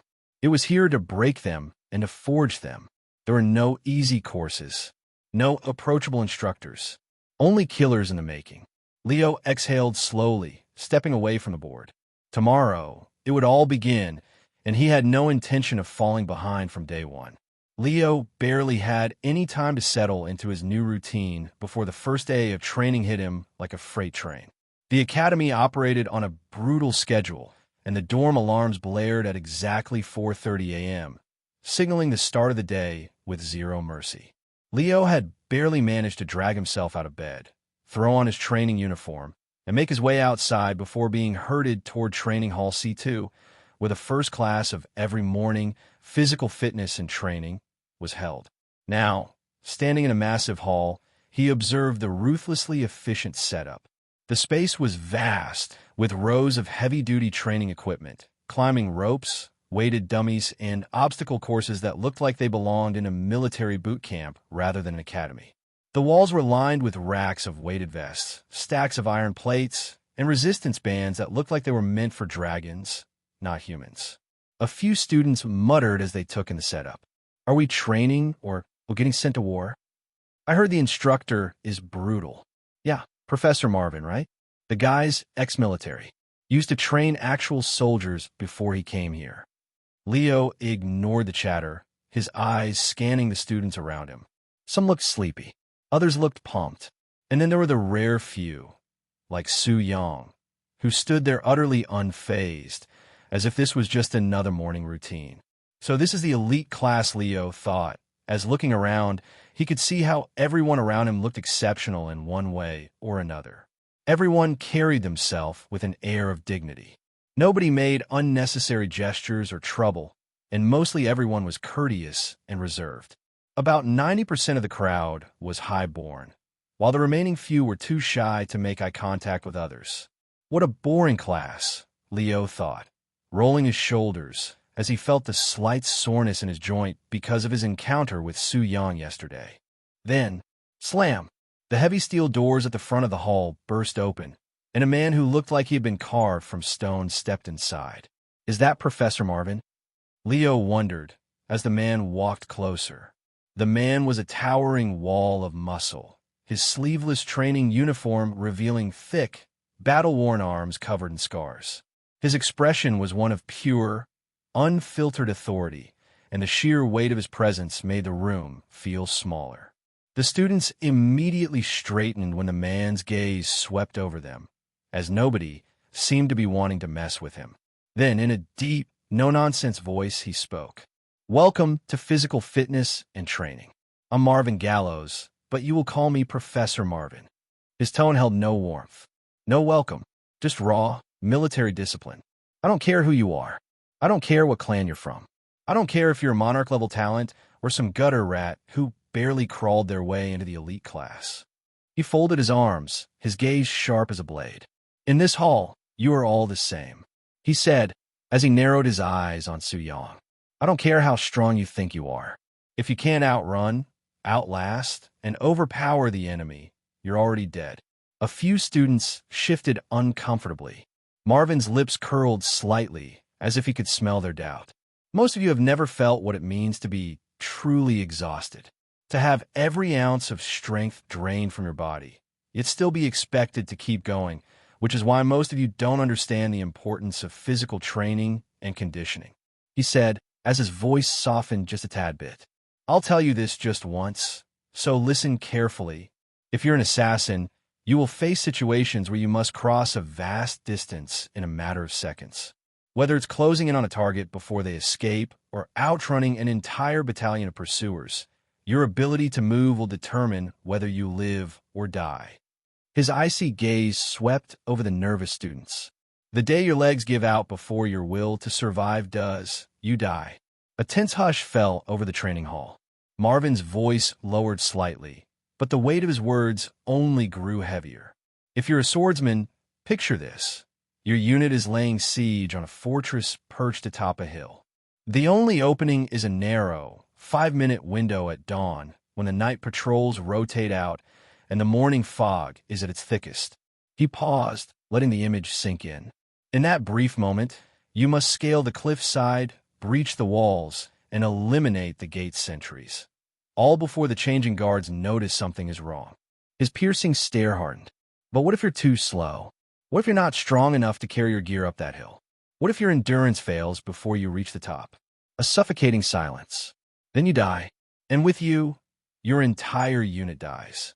Marvin let the words hang, allowing them to settle into the bones of every student present. Then his gaze shifted, and archers, some students instinctively straightened. Marvin's lips curled slightly. You think distance keeps you safe? That standing on a vantage point means you're untouchable. He snorted. Let me tell you how an archer dies. He raised a hand, mimicking the pull of a bowstring. You've climbed a high perch, a ridge, a tower, a tree. You take position, your arrows nocked, and your sight is locked onto the battlefield below. Marvin snapped his fingers. The first few shots fly true. Your enemies fall. You think of yourself as a hunter above the chaos. Then, his expression darkened. But then they find you. He took a slow step forward. They scale the ridge. They breach the tower. They set the forest alight beneath your perch. Marvin's voice dropped to a cold whisper. You reach for another arrow, but your fingers are trembling. Your breath is ragged. Your arms are too weak to draw the bowstring again, because after hours of battle, you're exhausted. Another pause, and the moment you hesitate, you die. His words struck like hammer blows. The difference between a sniper and a corpse?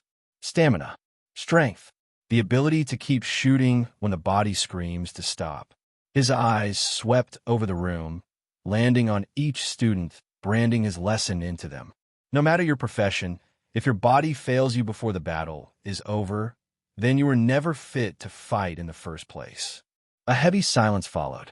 Marvin exhaled, rolling his shoulders. This is why we train. Then his voice snapped back to full command mode.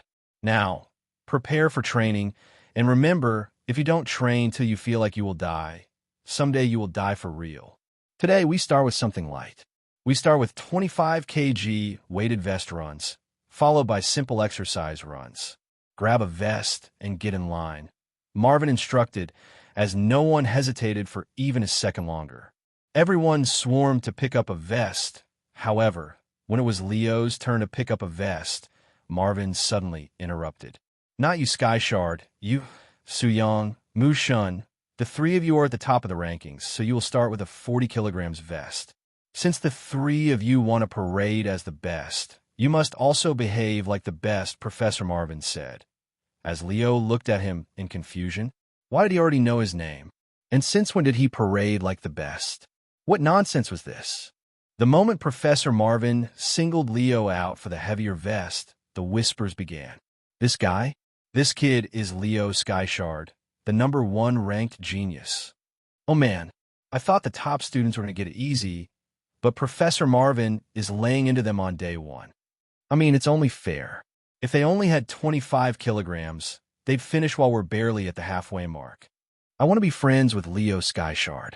They say being around the right kind of people sparks growth. As Leo heard the murmurs around him, he exhaled sharply through his nose, his frown deepening. His anonymity was gone. Before today, he was just another face in the crowd, one of many new students blending into the academy's brutal ranks. But now, everyone in the elite class knew his name, his face, and exactly where he stood on the rankings as a dozen new gazes bore into his back. He hated it.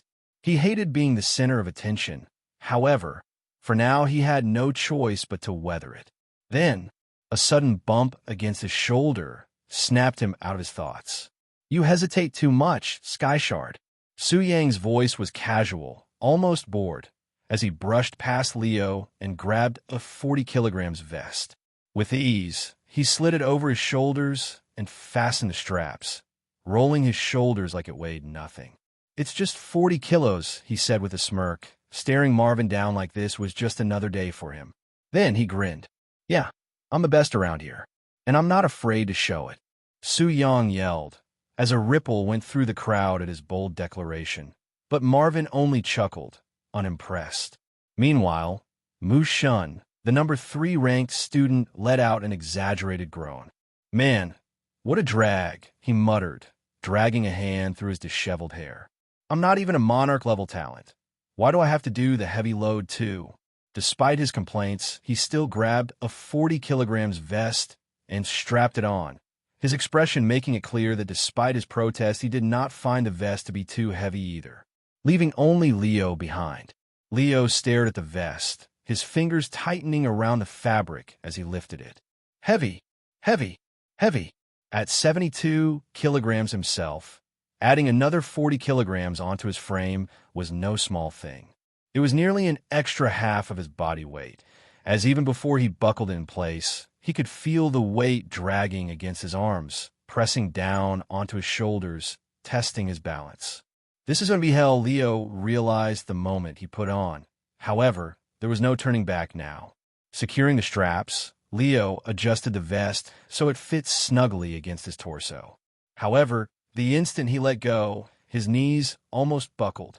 The weight pulled at his body, demanding he sink lower, demanding he acknowledge how unnatural this burden was. However, he did not. Instead, he clenched his jaw, straightened his back, and refused to give Marvin or anyone else the satisfaction of seeing him struggle. Then, all right, Marvin barked, stepping forward. No more stalling. Line up. A single command, and the students fell into position, aligning into rows behind a set of marked lanes in the training hall. Marvin pointed to the far end of the massive indoor track. 100 laps, he said. If you stop before you finish, you repeat the entire training session tomorrow. A collective murmur of horror rippled through the students. Marvin smirked. Move. The moment they took off, Leo knew he was in trouble. The added weight dragged against every step, slowing his movements, straining his muscles, making him feel like he was running through wet cement. Each breath came heavier. Each stride felt unnatural, as it became clear to him that his body wasn't used to this. As he completed the first lap, every fiber of his being screamed that this wasn't normal, that he should stop, that he should slow down. But he did not. He could not, because just a few paces ahead of him, Su Yang ran effortlessly, his golden eyes gleaming with amusement, as if he wasn't carrying anything extra at all. Because Mu Shun, despite his constant complaints, was keeping up just fine, his pace relaxed, his breathing controlled. And most importantly, because Leo refused to fall behind. Pride alone kept his feet moving. His body screamed. His legs threatened to collapse beneath him. But he refused. His pride would not allow him to be the one struggling at the back while Su Yang ran ahead. smiling like the goddamn show-off he was. So Leo grit his teeth, and he ran. He ran as hard as he could, for as far as he could, and continued to run even after his vision started to double and his lungs started to hurt. 25 laps in Skyshard. How are you holding? Do you think we should increase our pace a little? Doesn't this feel too leisurely? Suyong asked teasingly, as Leo felt his blood boil over. If he was at peak condition, he would have smacked Su Yong in the face at this moment. However, he was not. He did not even have spare energy to sock him in the face, and hence he continued to remain silent, consistent with his character. Mu Shun, this guy's a mute. He doesn't speak even if you're chopping his dick off. A real hardcore assassin, Su Yong joked, as he glanced towards Mu Shun, who was also running beside them at the head of the pack. Man, don't drag me into your internal squabbles.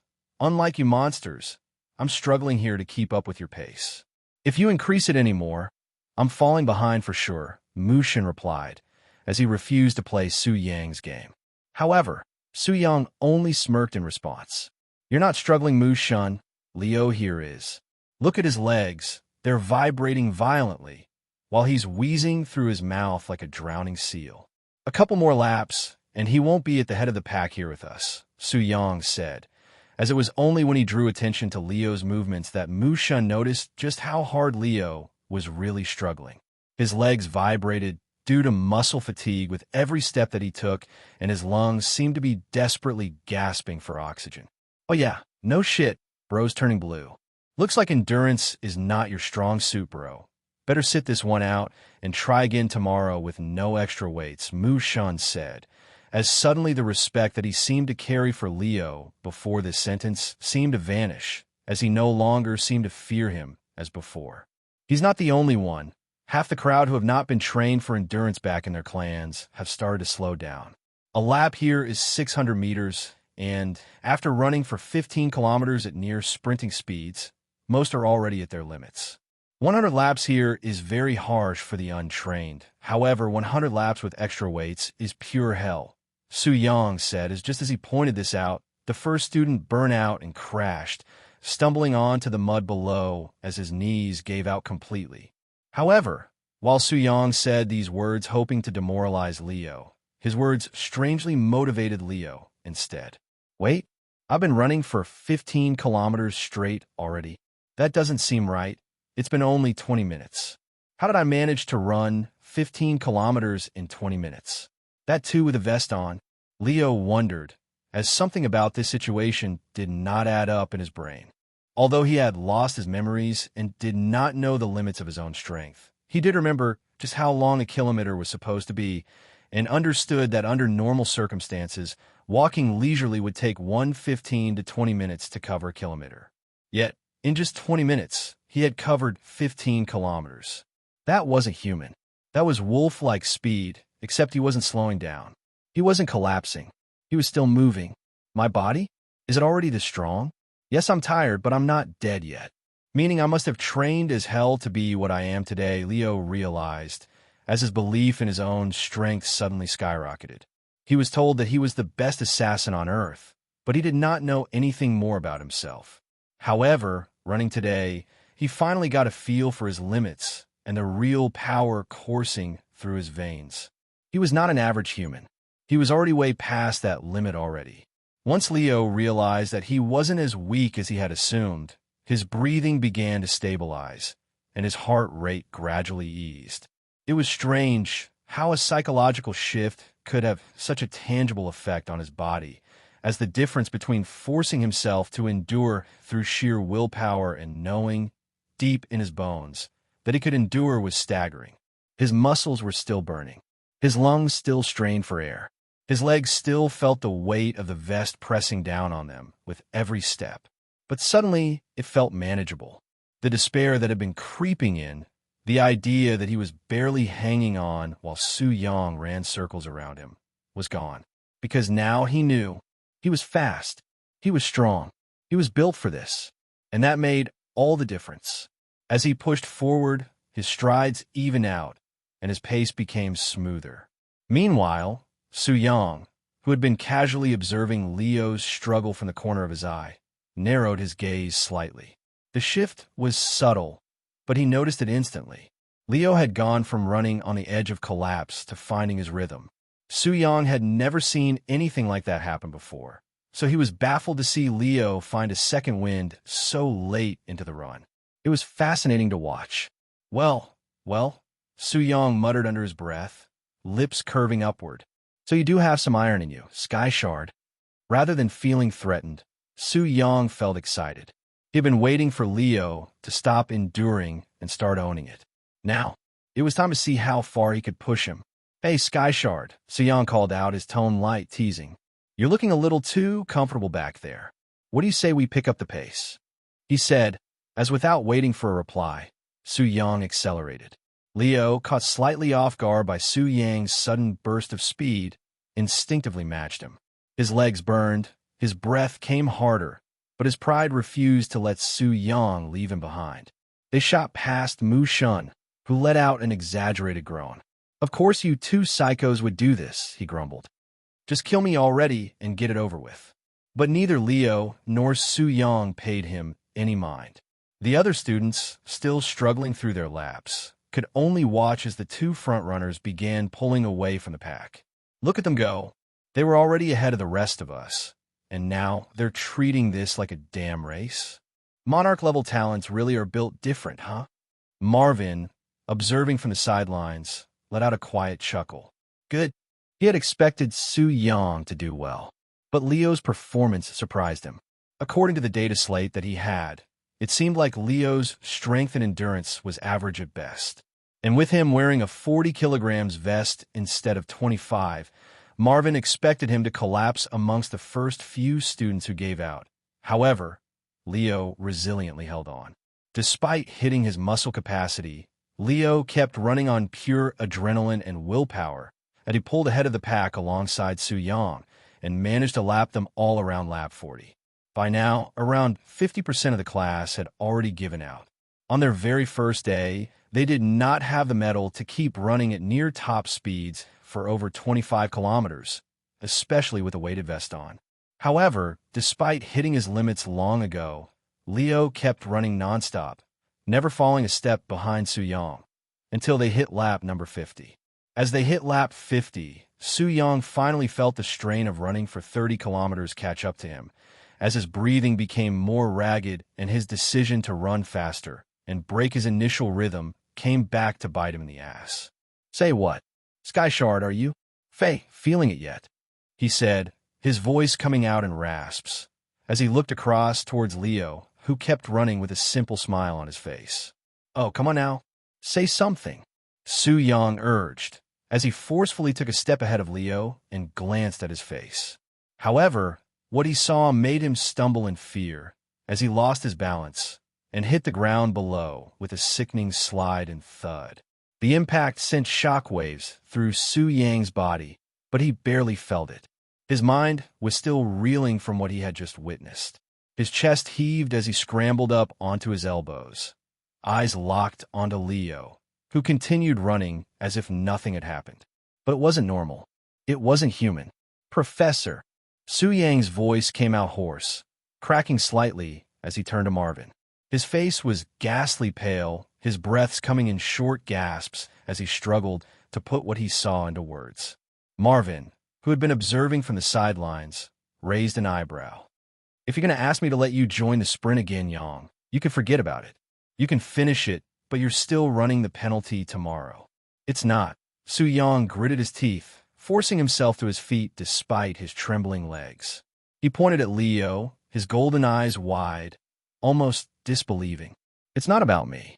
Look at him. Marvin's gaze flicked toward Leo, and what he saw made his expression darken. Blood ran down Leo's nose in thick, crimson trails, staining his chin and dripping onto his vest. More blood had seeped from the corners of his mouth, trailing down his jawline in messy streaks. But it wasn't just that. His face, his expression, was wrong. A bloody smile curled at his lips, stretching far too easily despite the signs of physical agony his body should have been experiencing. And then there were his eyes, or rather, the lack of them. His pupils had completely disappeared, leaving behind nothing but rolled back, ghostly white eyes that stared into the abyss. He wasn't conscious. That much was obvious. But somehow, impossibly, he was still running. A fresh shiver crawled up Su Yang's spine as he clenched his fists. He had never seen anything like this before. "Professor," he breathed, his voice lower now, carrying the weight of something close to horror. "He's not awake, but he's still running." Marvin's frown deepened. Leo's form was still perfect, his stride still fluid, his balance unwavering. But there was no recognition in his movements. No control, as if his body had simply refused to stop. Marvin cursed under his breath, his instincts kicking in. "Sky Shard," he barked. No response.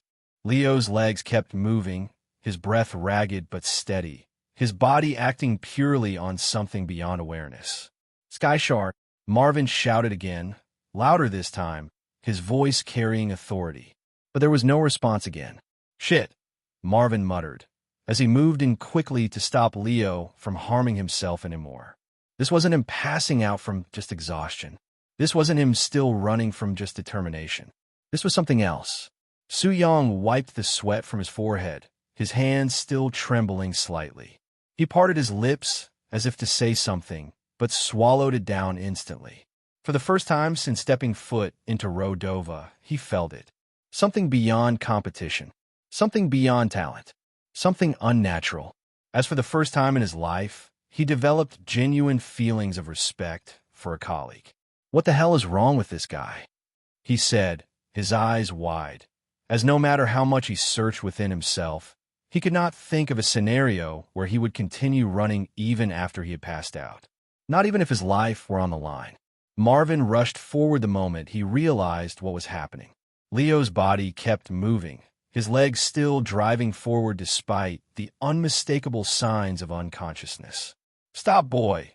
You'll end up killing yourself if you don't," Marvin said, as without hesitation he caught him by the shoulders and lifted him clean off the ground. But even as Marvin lifted Leo's body into the air, Leo still continued to thrash and struggle against the restraint, his muscles twitching, his limbs jerking as if searching for solid ground. His legs kicked weakly, desperate to keep running, despite the fact that his mind had already long since shut down. Marvin frowned, staring into the eerie, rolled-back whites of Leo's eyes, searching for some flicker of awareness. However, there was nothing to be found. Leo was gone, and yet his body refused to stop. What monstrous willpower! What kind of training turns a boy into this? Marvin wondered, feeling impressed as he exhaled sharply through his nose. Shifting his grip, he brought Leo's thrashing form into a tight hold, locking his arms against his sides, forcing him still. It was only then, when all movement had been forcibly cut off, that Leo's body finally stopped resisting, going slack against Marvin's unyielding frame. As finally, he stopped for good. For a moment, the training field was deathly silent. And then, as if reality had just sunk in, the whispers began. "What the fuck did we just witness?" He was smiling the whole time, while he was running, while he was bleeding, he was smiling. No, that's not even the worst part. The worst part is that he was unconscious. He didn't even know he was smiling. He didn't choose to keep going. His body just kept running and smiling, even when his mind was gone. The words settled over the group of students, still running like a suffocating weight. "I want to believe he would have stopped eventually. I have to believe that. But if the professor hadn't stopped him, if Marvin hadn't physically restrained him," he hesitated, as if speaking the thought aloud would make it real. Would he have just kept going? Would he have run until his body actually broke? The question sent chills racing down spines of the students who sat just outside the running track. I thought I knew what it meant to push past my limits. I thought I understood what willpower was. A girl from a Six Big Clan said, as she turned her gaze towards Leo's limp form. But that wasn't willpower. That was something else. Something inhuman. Silence. Then, fuck, I was planning to challenge him after this. Someone said with a dry, humorless laugh. Now, I don't even think I want to be on the same battlefield as that freak, he concluded as he rubbed his hands over his skin that had turned reptilian with goosebumps. This guy, he's not normal. He's not normal. No one should be able to do that. No one should be able to keep running when their body gives out. It's not just talent or training. It's like he doesn't know how to stop. What kind of life do you have to live to become something like that? Mushin asked, his gaze flickering toward Leo's motionless form. No, he corrected himself, shaking his head. What kind of person do you have to be? What the hell has he gone through to become this? The thought settled uneasily in everyone's minds. All of them had worked hard to get where they were today. None of them had easy lives growing up. However, whatever hell they had been through now looked like a children's park when compared to the past of Leo Skyshard. Rodova Military Academy, the Sea Wing Infirmary. Professor Marvin personally rushed Leo into the infirmary once his thrashing stopped, as he felt Leo's pulse weaken slightly with every passing second. The infirmary was relatively quiet, with only a handful of minor cases being treated, scrapes, bruises, and the occasional muscle strain. Since the semester had just begun, there weren't many serious injuries yet, leaving the medical staff free to prepare for what would inevitably come. So when Professor Marvin stormed in, carrying Leo's limp body over his shoulder, the room instantly snapped to attention. Half a dozen assistants and a senior healer, a composed yet authoritative woman with streaks of silver in her dark hair, rushed toward him, their eyes widening when they saw the state Leo was in. Place him here, the senior healer instructed, motioning toward one of the reinforced medical tables, as Marvin did as told, carefully lowering Leo onto the padded surface. What happened to him? The senior healer asked, as Marvin quickly briefed them about how Leo kept running despite passing out, pushing his body well beyond its limits. Having a general idea of what went down, the assistants immediately went to work, their hands glowing with diagnostic mana as they began a rapid assessment. However, within seconds, their faces turned grim. Muscle fibers across his legs and arms are torn. One of them reported, voice laced with disbelief. Multiple stress fractures in his tibia, fibula, and metatarsals. Another chimed in. Mana exhaustion detected. His reserves are completely drained. But the worst was yet to come. The senior healer, standing at Leo's bedside, placed her hand just above his chest, her mana pulsing in waves as she conducted a deeper scan. A second later, her eyes flickered with something close to shock. There's a small perforation in his left lung, she said, her usually calm voice carrying a rare note of incredulity. Likely caused by extreme exertion under prolonged oxygen deprivation. One of the assistants swallowed hard. That doesn't make sense. That kind of injury occurs in high-intensity combat, not from running. The senior healer pulled back, exhaling sharply as she studied Leo's unconscious form. His face was still pale, lips slightly parted as his body lay eerily still, completely drained of all its strength. But even now, despite the damage, his fingers twitched as if his body was still trying to move. This level of self-destruction, the senior healer muttered under her breath. How can one even do this to themselves? Professor Marvin crossed his arms, his sharp gaze fixed on Leo. He had seen many students over the years, many elite warriors in the making, but none who had done this much damage to themselves without being in an actual fight. He let out a low grunt. Forget the how. Can you fix him? The senior healer nodded, but there was hesitation in her eyes. Yes, his injuries are severe, but they can be healed completely within a few hours with proper treatment. I will try and ensure that he doesn't miss his next class due in 2.5 hours. But he's going to miss breakfast for sure, she concluded, as Marvin's lips curled slightly, though there was no humor in his expression. All right, fix him, and once he wakes up, inform him that he has failed my training class and needs to redo the 100 laps tomorrow, Marvin instructed, as with that he left the infirmary hall, shaking her head, as if disappointed in the muscle-headed professor. The chief healer prepared a serum, while also giving instructions to her assistants. Prepare the mana regeneration solution. He needs deep tissue healing and a full detoxification cycle. Tasha, cast a healing spell over his lungs. The hole is small, you can fill it quickly. Darren, pump out the leaked blood. Unclog the smaller arteries. Heldy, heal his fractured bones. Chop chop.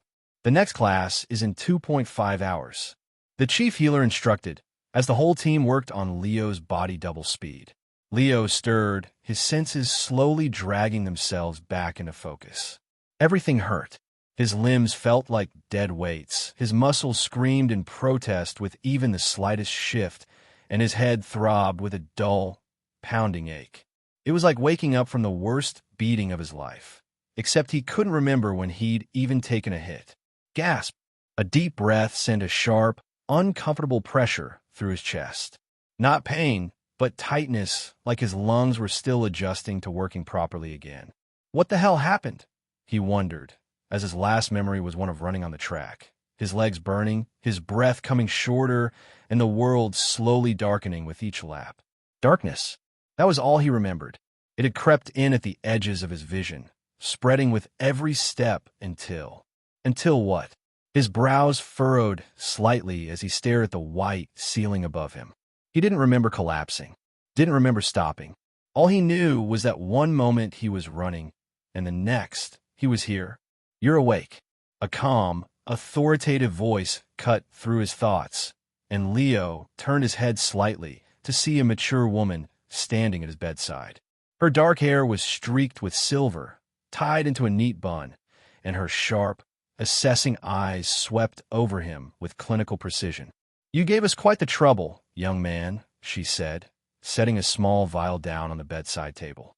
Not many students manage to land themselves in the infirmary on the first day, at least not from running. Leo blinked, his throat dry as he finally registered his surroundings. This was the C-Wing Infirmary. He had seen it during the orientation from the outside. How long was I out? He asked, his voice coming out rough, probably because he hadn't spoken in hours. A little over 2 hours. The healer responded, looking at the clock, as Leo exhaled sharply to her response. This wasn't ideal. Being out for 2 hours meant that he missed most of what else happened in the morning training class, and missed his chance to grab breakfast. You need to get moving if you don't want to miss your next class, the healer warned, as reaching for the vial she had placed on the table beside him earlier, she pressed the glass into his hand. Drink this throughout the day. Small sips, not all at once. It'll help your body recover. Leo frowned slightly, staring at the potion. It looked turbid and yellow, like pee, and once the thought entered his brain, he couldn't imagine himself drinking it at all. Nonetheless, giving the healer a firm nod, Leo swung his legs over the bedside, his feet hitting the cold floor, exhaling slowly before pushing himself upright. It feels painful, he realized as every inch of his body hurt. However, while the pain was ever present, it was strangely manageable. He could move despite the pain, and that was all that mattered.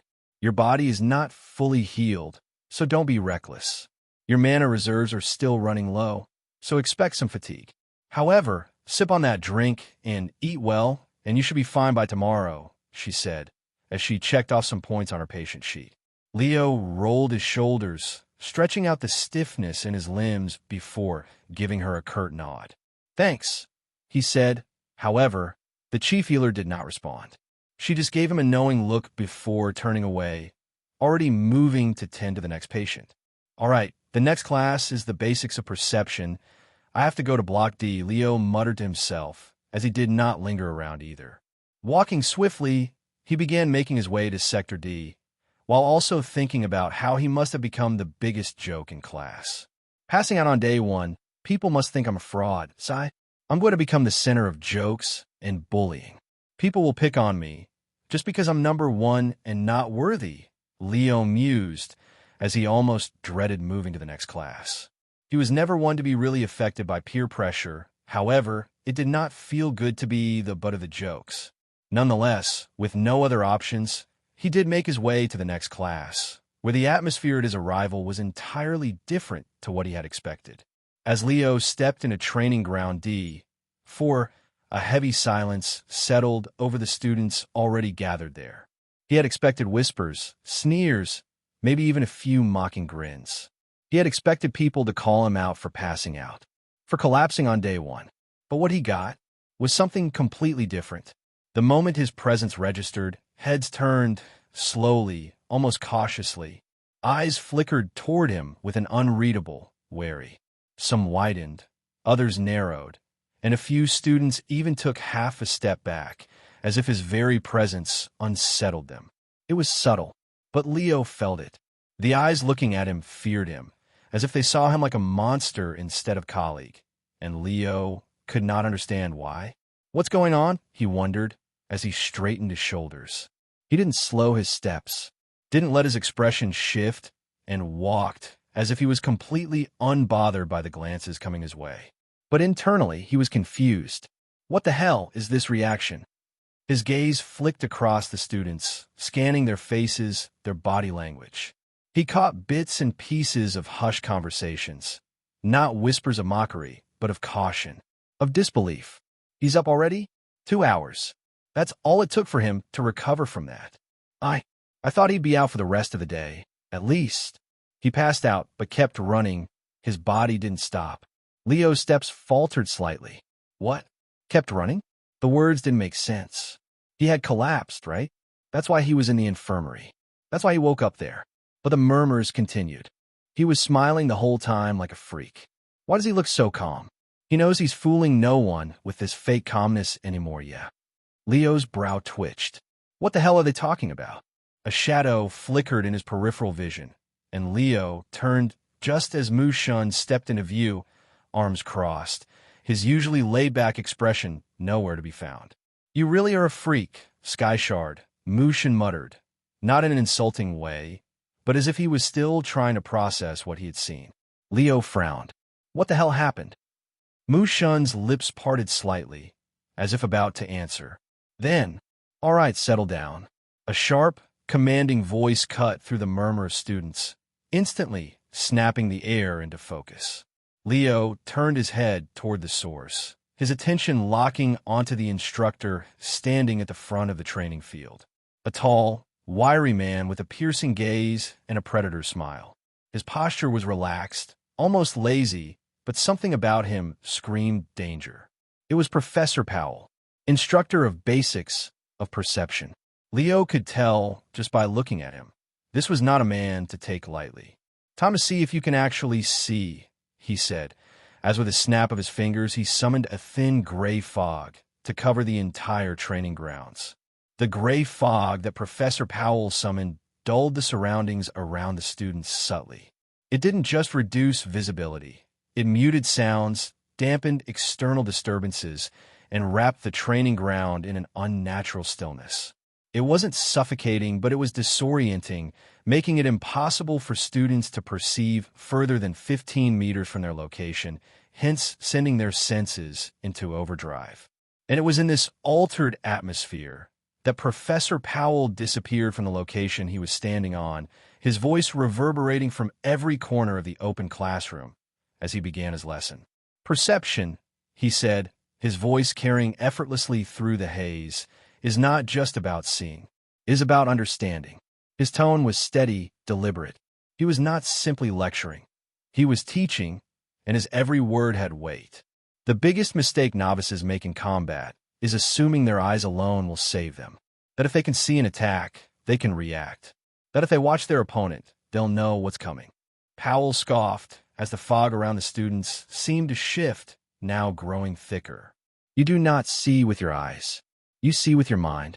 Powell said, his voice now growing more firm. Your eyes are merely a tool, a flawed, easily deceived tool.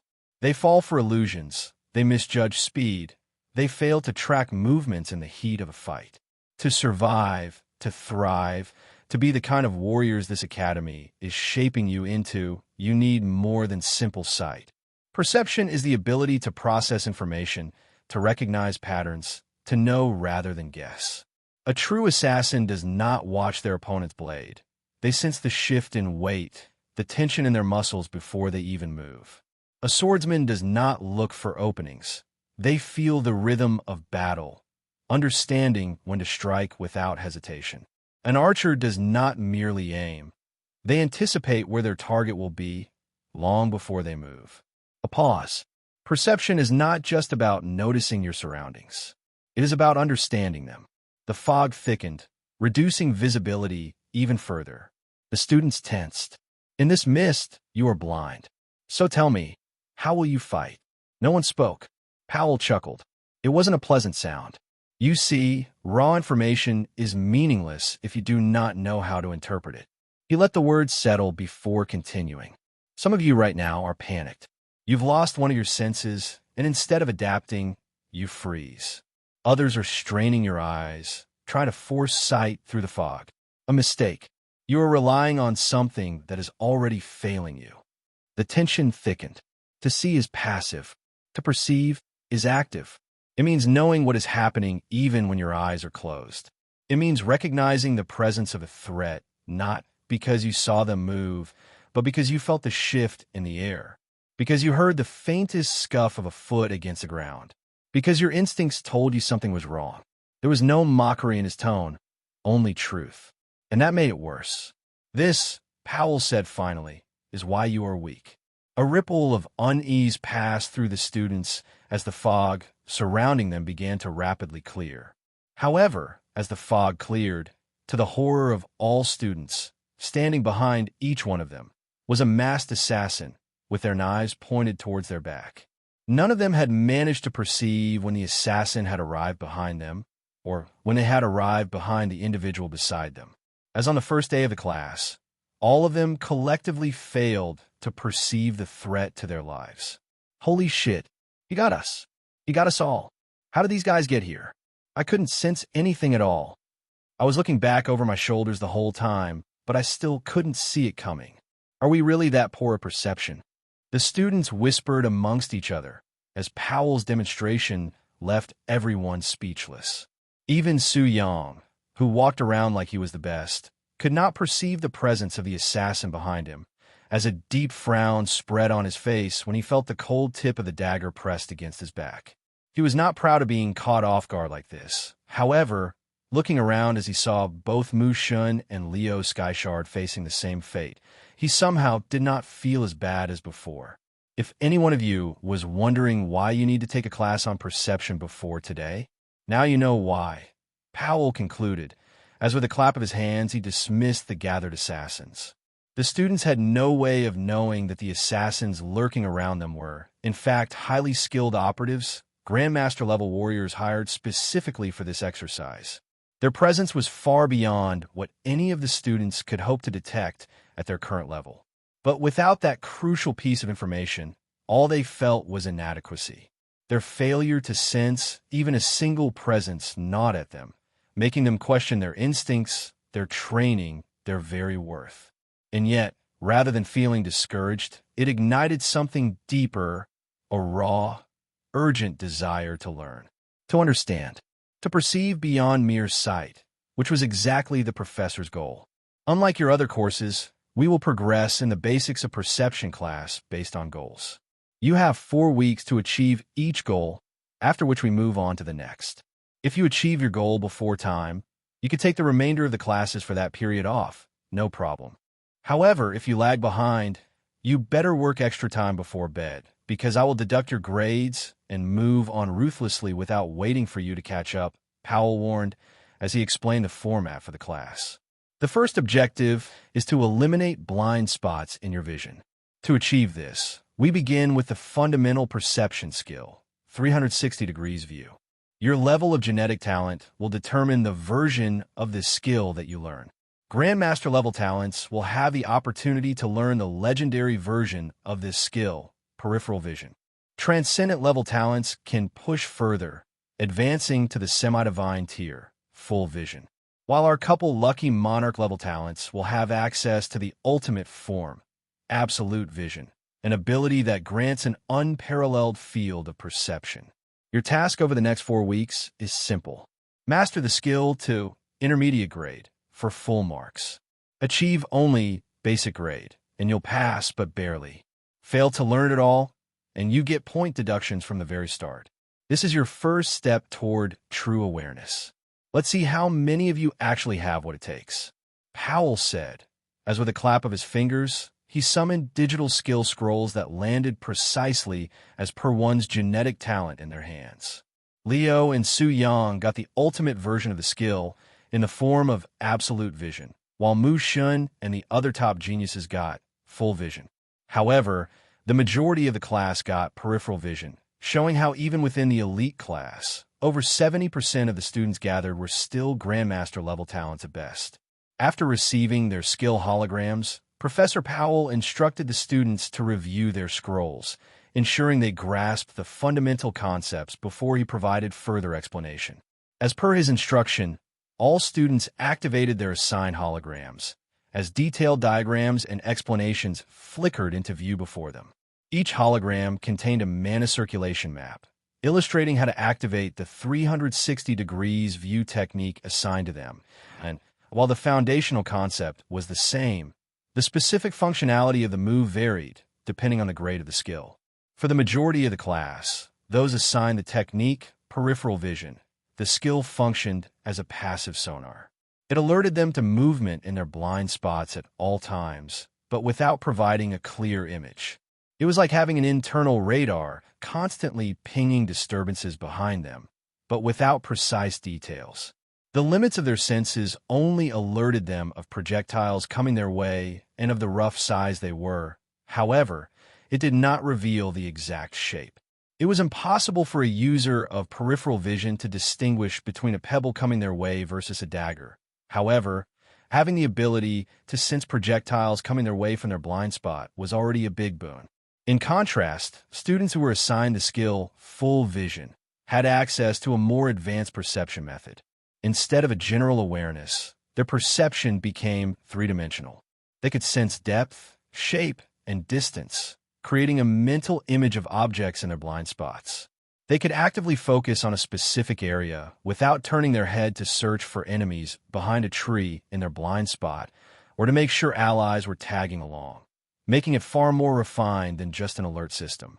However, there were still limitations to this method. Using this technique, one can still not perceive colors and other sensory information from their blind spots, making it less effective to see through illusions. However, still an excellent technique to master. Finally, at the highest tier, absolute vision had none of these restrictions. Rather than using sonar-like awareness or three-dimensional mapping, this version of the skill eliminated one's blind spots entirely.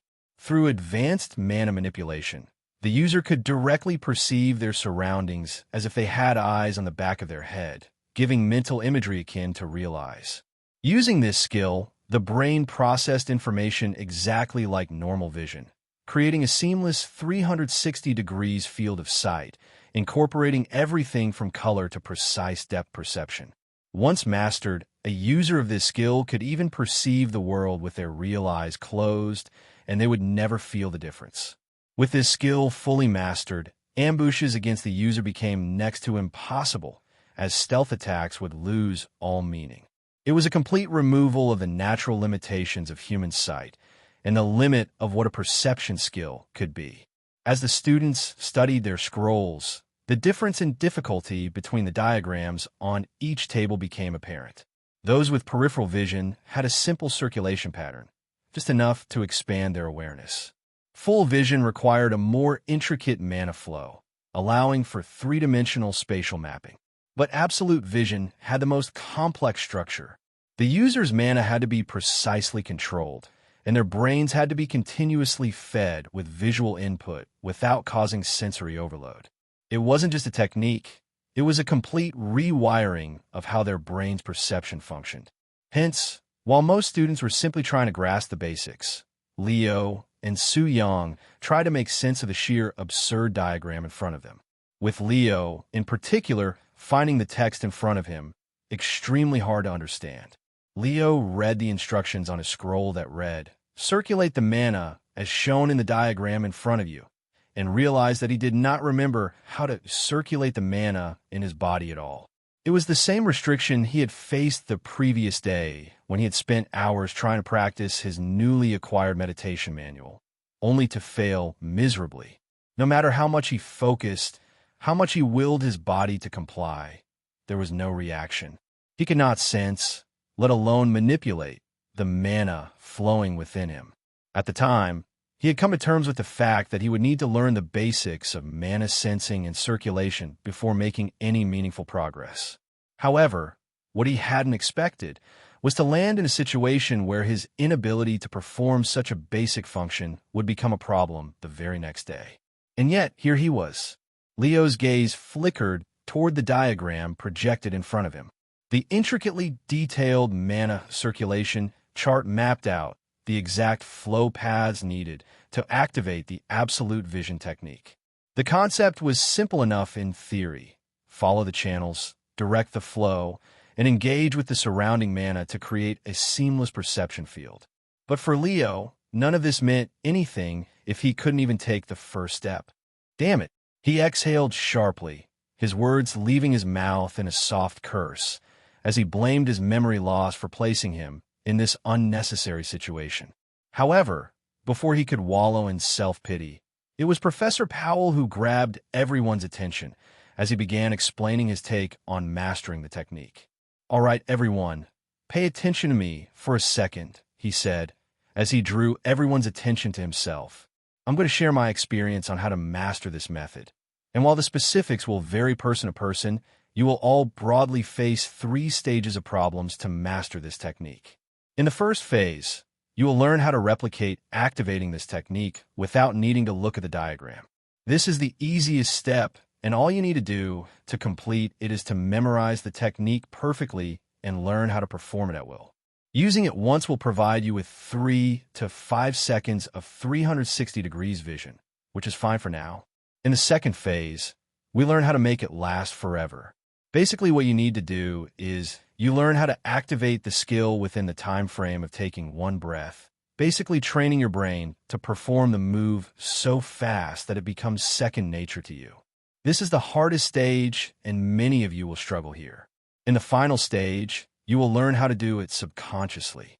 Make it a passive skill that's active at all times, even when you sleep. You will start performing it effortlessly without even needing to think how to perform it, and that's when you will hit basic mastery. My expectations from all of you is that you will hit basic mastery for this skill within the first 4 weeks of this class, with every session between now and evaluation day being more or less a doubt-solving session to help students who have seen their progress stagnate at some particular part. You can choose to attend or not. But come evaluation day, I expect all of you to attain basic mastery for passing marks and intermediate mastery for full marks. Powell said, as he concluded today's lecture on this note. Leo did not expect to be dismissed from the Basics of Perception class a mere 35 minutes after it began. However, much to his surprise, he was giving him ample time to head for an early lunch. Having already missed breakfast, he was starving, and so, without hesitation, he made his way toward the mess hall, though he quickly noticed he was one of the few who did. Most students opted to head back to their dorms, preferring to rest before grabbing a meal later, but Leo chose otherwise. Lunch service had already begun, and with his next lecture still 2.5 hours away, he had more than enough time to eat and focus on solving his mana sensing problem. However, just as he stepped out of the training grounds and onto the stone-paved pathway leading toward the mess hall, a quiet, feminine voice whispered beside him. "You've lost your memories too, haven't you? I can tell." A sharp chill ran down Leo's spine as he heard those words being spoken to him. His instincts flared, his muscles tensed, and his heartbeat rose as his hand moved on reflex, reaching for the dagger at his utility belt, only to grasp at nothing. His weapons weren't on him since he was not required to carry them for the first 2 classes, which only made his heart skip a beat once more. "No need to panic. I won't hurt you." The voice spoke again, calm and steady, as Leo turned his head slightly, his gaze falling onto the speaker. To his surprise, the source of the voice was a small girl, no taller than 5'2", walking merrily beside him. She had shoulder-length dark brown hair, large black eyes, and a youthful face that gave her an almost doll-like appearance. If not for the elite class skill scroll clutched in her arms, Leo might have mistaken her for a faculty member's child. But that scroll told him otherwise. She wasn't just a student, she was a colleague, someone who had earned her place in the elite class, just like him. At first glance, she didn't appear remotely threatening. And yet, despite her harmless appearance, she had managed to sneak up on him and startle him, which was a fact that Leo did not appreciate. His expression remained unreadable as he silently observed her, waiting for further explanation. But the girl, unfazed by his silence, smiled slightly before continuing in an easy, measured tone. "I'm Moo Ryan," she said, her black eyes meeting his directly. "I have also lost my memories just like you. If you don't mind, can I tag along? I don't feel safe around the others alone." Leo's stomach twisted slightly at her words. His first instinct was one of immediate suspicion. He did not trust easily, especially not strangers who could seemingly see right through him. How did she know about his memory loss? How could she tell? Even Su Yang and Mu Shun, his closest competitors, had yet to pick up on his amnesia. But somehow she had. Was she bluffing? Taking a calculated guess? Testing his reaction? Or did she truly share the same experience? His eyes narrowed slightly as he considered his next move, but before he could say a word, Moo Ryan suddenly reached out and tugged at his arm, pulling herself closer as she matched his stride, as if walking beside him was the most natural thing in the world. Leo tensed. "I never agreed to you hanging around me." His voice was calm, though his body language remained guarded. He tried to pull his arm free, but Moo Ryan's grip was surprisingly firm. "You can't say no." She tilted her head slightly, her tone carrying quiet certainty. "I'm technically your cousin, or younger sister. Even if you don't remember, you're most likely from the Moo clan as well." Leo stilled. His mind immediately went on high alert. Twice now, twice in mere moments, this girl had pulled details about him out of thin air. Details he had barely admitted to himself. His suspected ties to the Moo clan were something he had kept to himself, something he wasn't even fully sure of. And yet, she spoke of it with such ease, as if it were already fact, making his weariness deepen. At this point, he felt like he had no choice but to let her stay close. Not because he trusted her, but because if he didn't, he might never figure out what exactly she had seen in him, what subtle tells he had unknowingly revealed that had given his past away. "How do you know I'm from the Moo clan?" Leo asked, as Moo Ryan quietly hummed a song beside him instead of answering. For a while, she ignored him, but then as the mess hall drew closer, she finally turned to speak. "I'll tell you once we fill our plates and are seated for lunch. However, if I satisfy your curiosity, you have to agree to letting me hang out with you from now on," Moo Ryan demanded, as Leo cautiously agreed to her demands. Leo and Moo Ryan chose an empty corner table to sit in, as they ate in silence across one another. For a while, none of them talked to one another and only focused on the food on their plate, until eventually Moo Ryan began with her explanation. "How I figured out your identity is not Ark-ship science. It's pretty basic if I'm being honest," she began, as she sheepishly looked into Leo's eyes. "Just like you, I've been sent here without my memories as well. However, unlike you, I've kept my original name," Moo Ryan said, as she swallowed a bite of her food. "I too was stressing out after arriving here about information about this universe, about how to gain context to conversations around me that I might be missing. And that led me to the Academy Library, but I apparently arrived there a day after you did," Moo Ryan said, as she gave him an innocent smile. "The librarian there recommended the same book that you read the day before, and told me about how there was a student who came in there just a day ago with the same problem as me. So that's where I knew about your memory loss from," Moo Ryan clarified, as Leo suddenly understood where he had lapsed.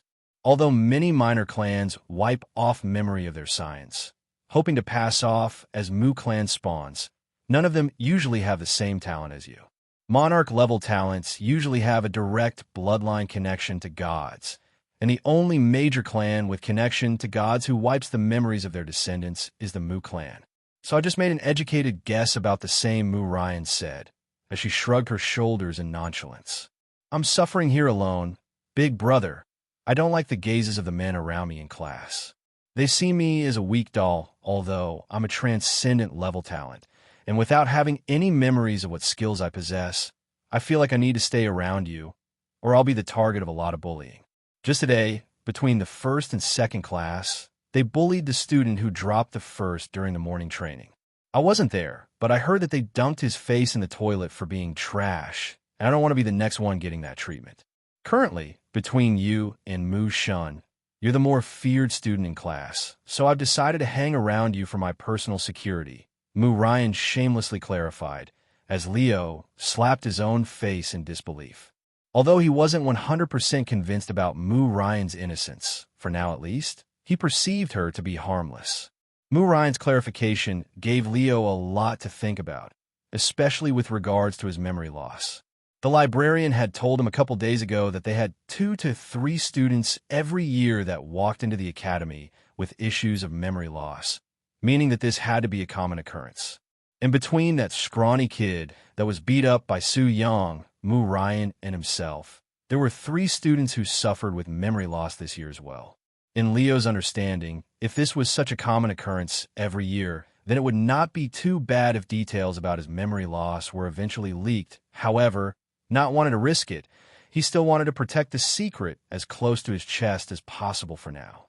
I see, Leo replied in a heavy voice as he swallowed a mouthful of food before opening a stamina regeneration potion and taking a sip. If all of us are from the Mu clan, then why do you think Mu Shun was allowed to come to the academy with his memories intact? Why you were allowed to keep your name, and I was assigned a fake name? Leo asked, probing for more information from Mu Ryan, as he wanted to understand her take on the world. To be honest, big brother, I'm not too sure, but in my limited understanding of the Mu clan, the upbringing of clan talents is not decided by the birth parents, but the Council of Elders, Mu Ryan began, as she explained the topic to Leo with a passion. They say that when a child comes of age, the elders sit and decide the best route for their growth. And based on the child's personality and other factors, it's decided as to how they are to be exposed to the world, Mu Ryan said, as she presented Leo with a very interesting theory. If they are disciplined and their personality is deemed to be regal and fitting of the clan name, they don't undergo a wiping of their memories. So my assumption is that Brother Mu Shun fits that criteria. He keeps to himself, he doesn't partake in bullying others, and is a great talent. Definitely worthy of bearing the clan name, Mu Ryan explained, as she nodded her head in satisfaction. In contrast, even though I don't have my memories, I know for a fact that I'm a problem child. I have an eccentric personality, and my range of emotions are wild.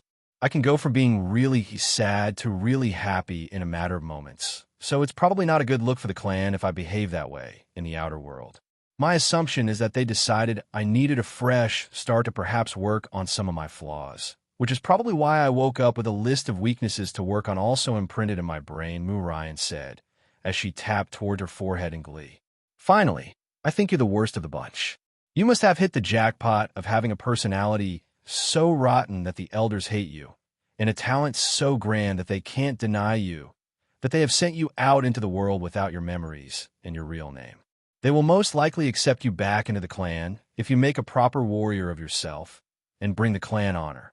However, if you accidentally get crippled or die, or if you don't live up to your potential, they will probably disown you, since they don't want problem kids like you in the clan, Mu Ryan said, as she gave Leo a friendly thumbs up. However, Leo did not find this explanation funny at all. So, if I don't live up to my talents, the clan will most certainly disown me and force me to live out the rest of my days alone. Is that what you're saying? Leo asked, as my Ryan vehemently nodded. If you don't live up to your talents, the clan will disown you, yes. Also, I'll go hug the thighs of my brother Mu Shun, because I don't want to be associated with a loser. So I will abandon you too, Mu Ryan said, as Leo felt his left eye flicker in anger at her words. He had never even willingly accepted her company in the first place. However, she was already threatening to leave him if he did not shine. What a cartoon character, Leo concluded, as he let out a deep sigh and returned his focus to his food. 2 hours later, lecture hall, Leo arrived at the next class about 20 minutes before the lecture was scheduled to begin. He chose an empty seat in the 3rd row to be seated, so that he did not show up at the very front of the class, but was not mixed with the backbenchers either. It was the perfect sweet spot that would allow him to study anonymously, as he felt quite excited for the upcoming class, General Magic Theory, which was purely a theoretical subject. Beside him sat Mu Ryan, who, unlike him, could not sit still at all. She had to fidget about constantly, whether it was to raise the height of her seat, arrange her note taking supplies, or just spin around for fun to kill time. In a way, Leo did not mind her childish behavior, as he found himself capable of turning a blind eye to it. However, on another note, he felt worried for the woman, as he could not imagine any circumstance where such a restless individual could turn out to be a good assassin, when assassination was a primarily stealth-related profession. And so early? Sky Shard? Don't tell me you have that dork gene in you. A male voice mocked him as Leo turned to see Su Yang entering the room. Unlike him, he walked straight to the last row of the class, where he slouched until his head was barely above the table. Theoretical classes bore me. I reserve my enthusiasm for the battlefield, he declared loudly, even though nobody was paying attention to him in particular. Guess he's just a weirdo, Leo thought, as he ignored him and patiently waited for the class to begin. A little while later, the class completely filled up as Professor David walked into the room with an air of authority about himself. This seemed to be a common feature amongst all professors in the university, as they all seemed to exude an aura of strength and authority. After walking in, he took a quick glance at his watch, and on the exact stroke of 2:30 p.m., broke off a piece of chalk and began writing on the blackboard behind him. Tap, tap, screech, tap. What is mana? He wrote, before turning, as just as he was about to speak, a student came running into the class. Boom! With a casual flick of his wrist, Professor David flung the kid who came in late, with as much speed as he came in, as the poor student found himself slipping on the hard floor as he hit the passageway railing. You're late, and hence you're not welcome in my class. Try to enter without permission again, and I promise I will break your bones, David said in a cold, ruthless voice, as the poor student who dared walk in late ran away from the professor's sight in fear, not daring to linger before him any longer.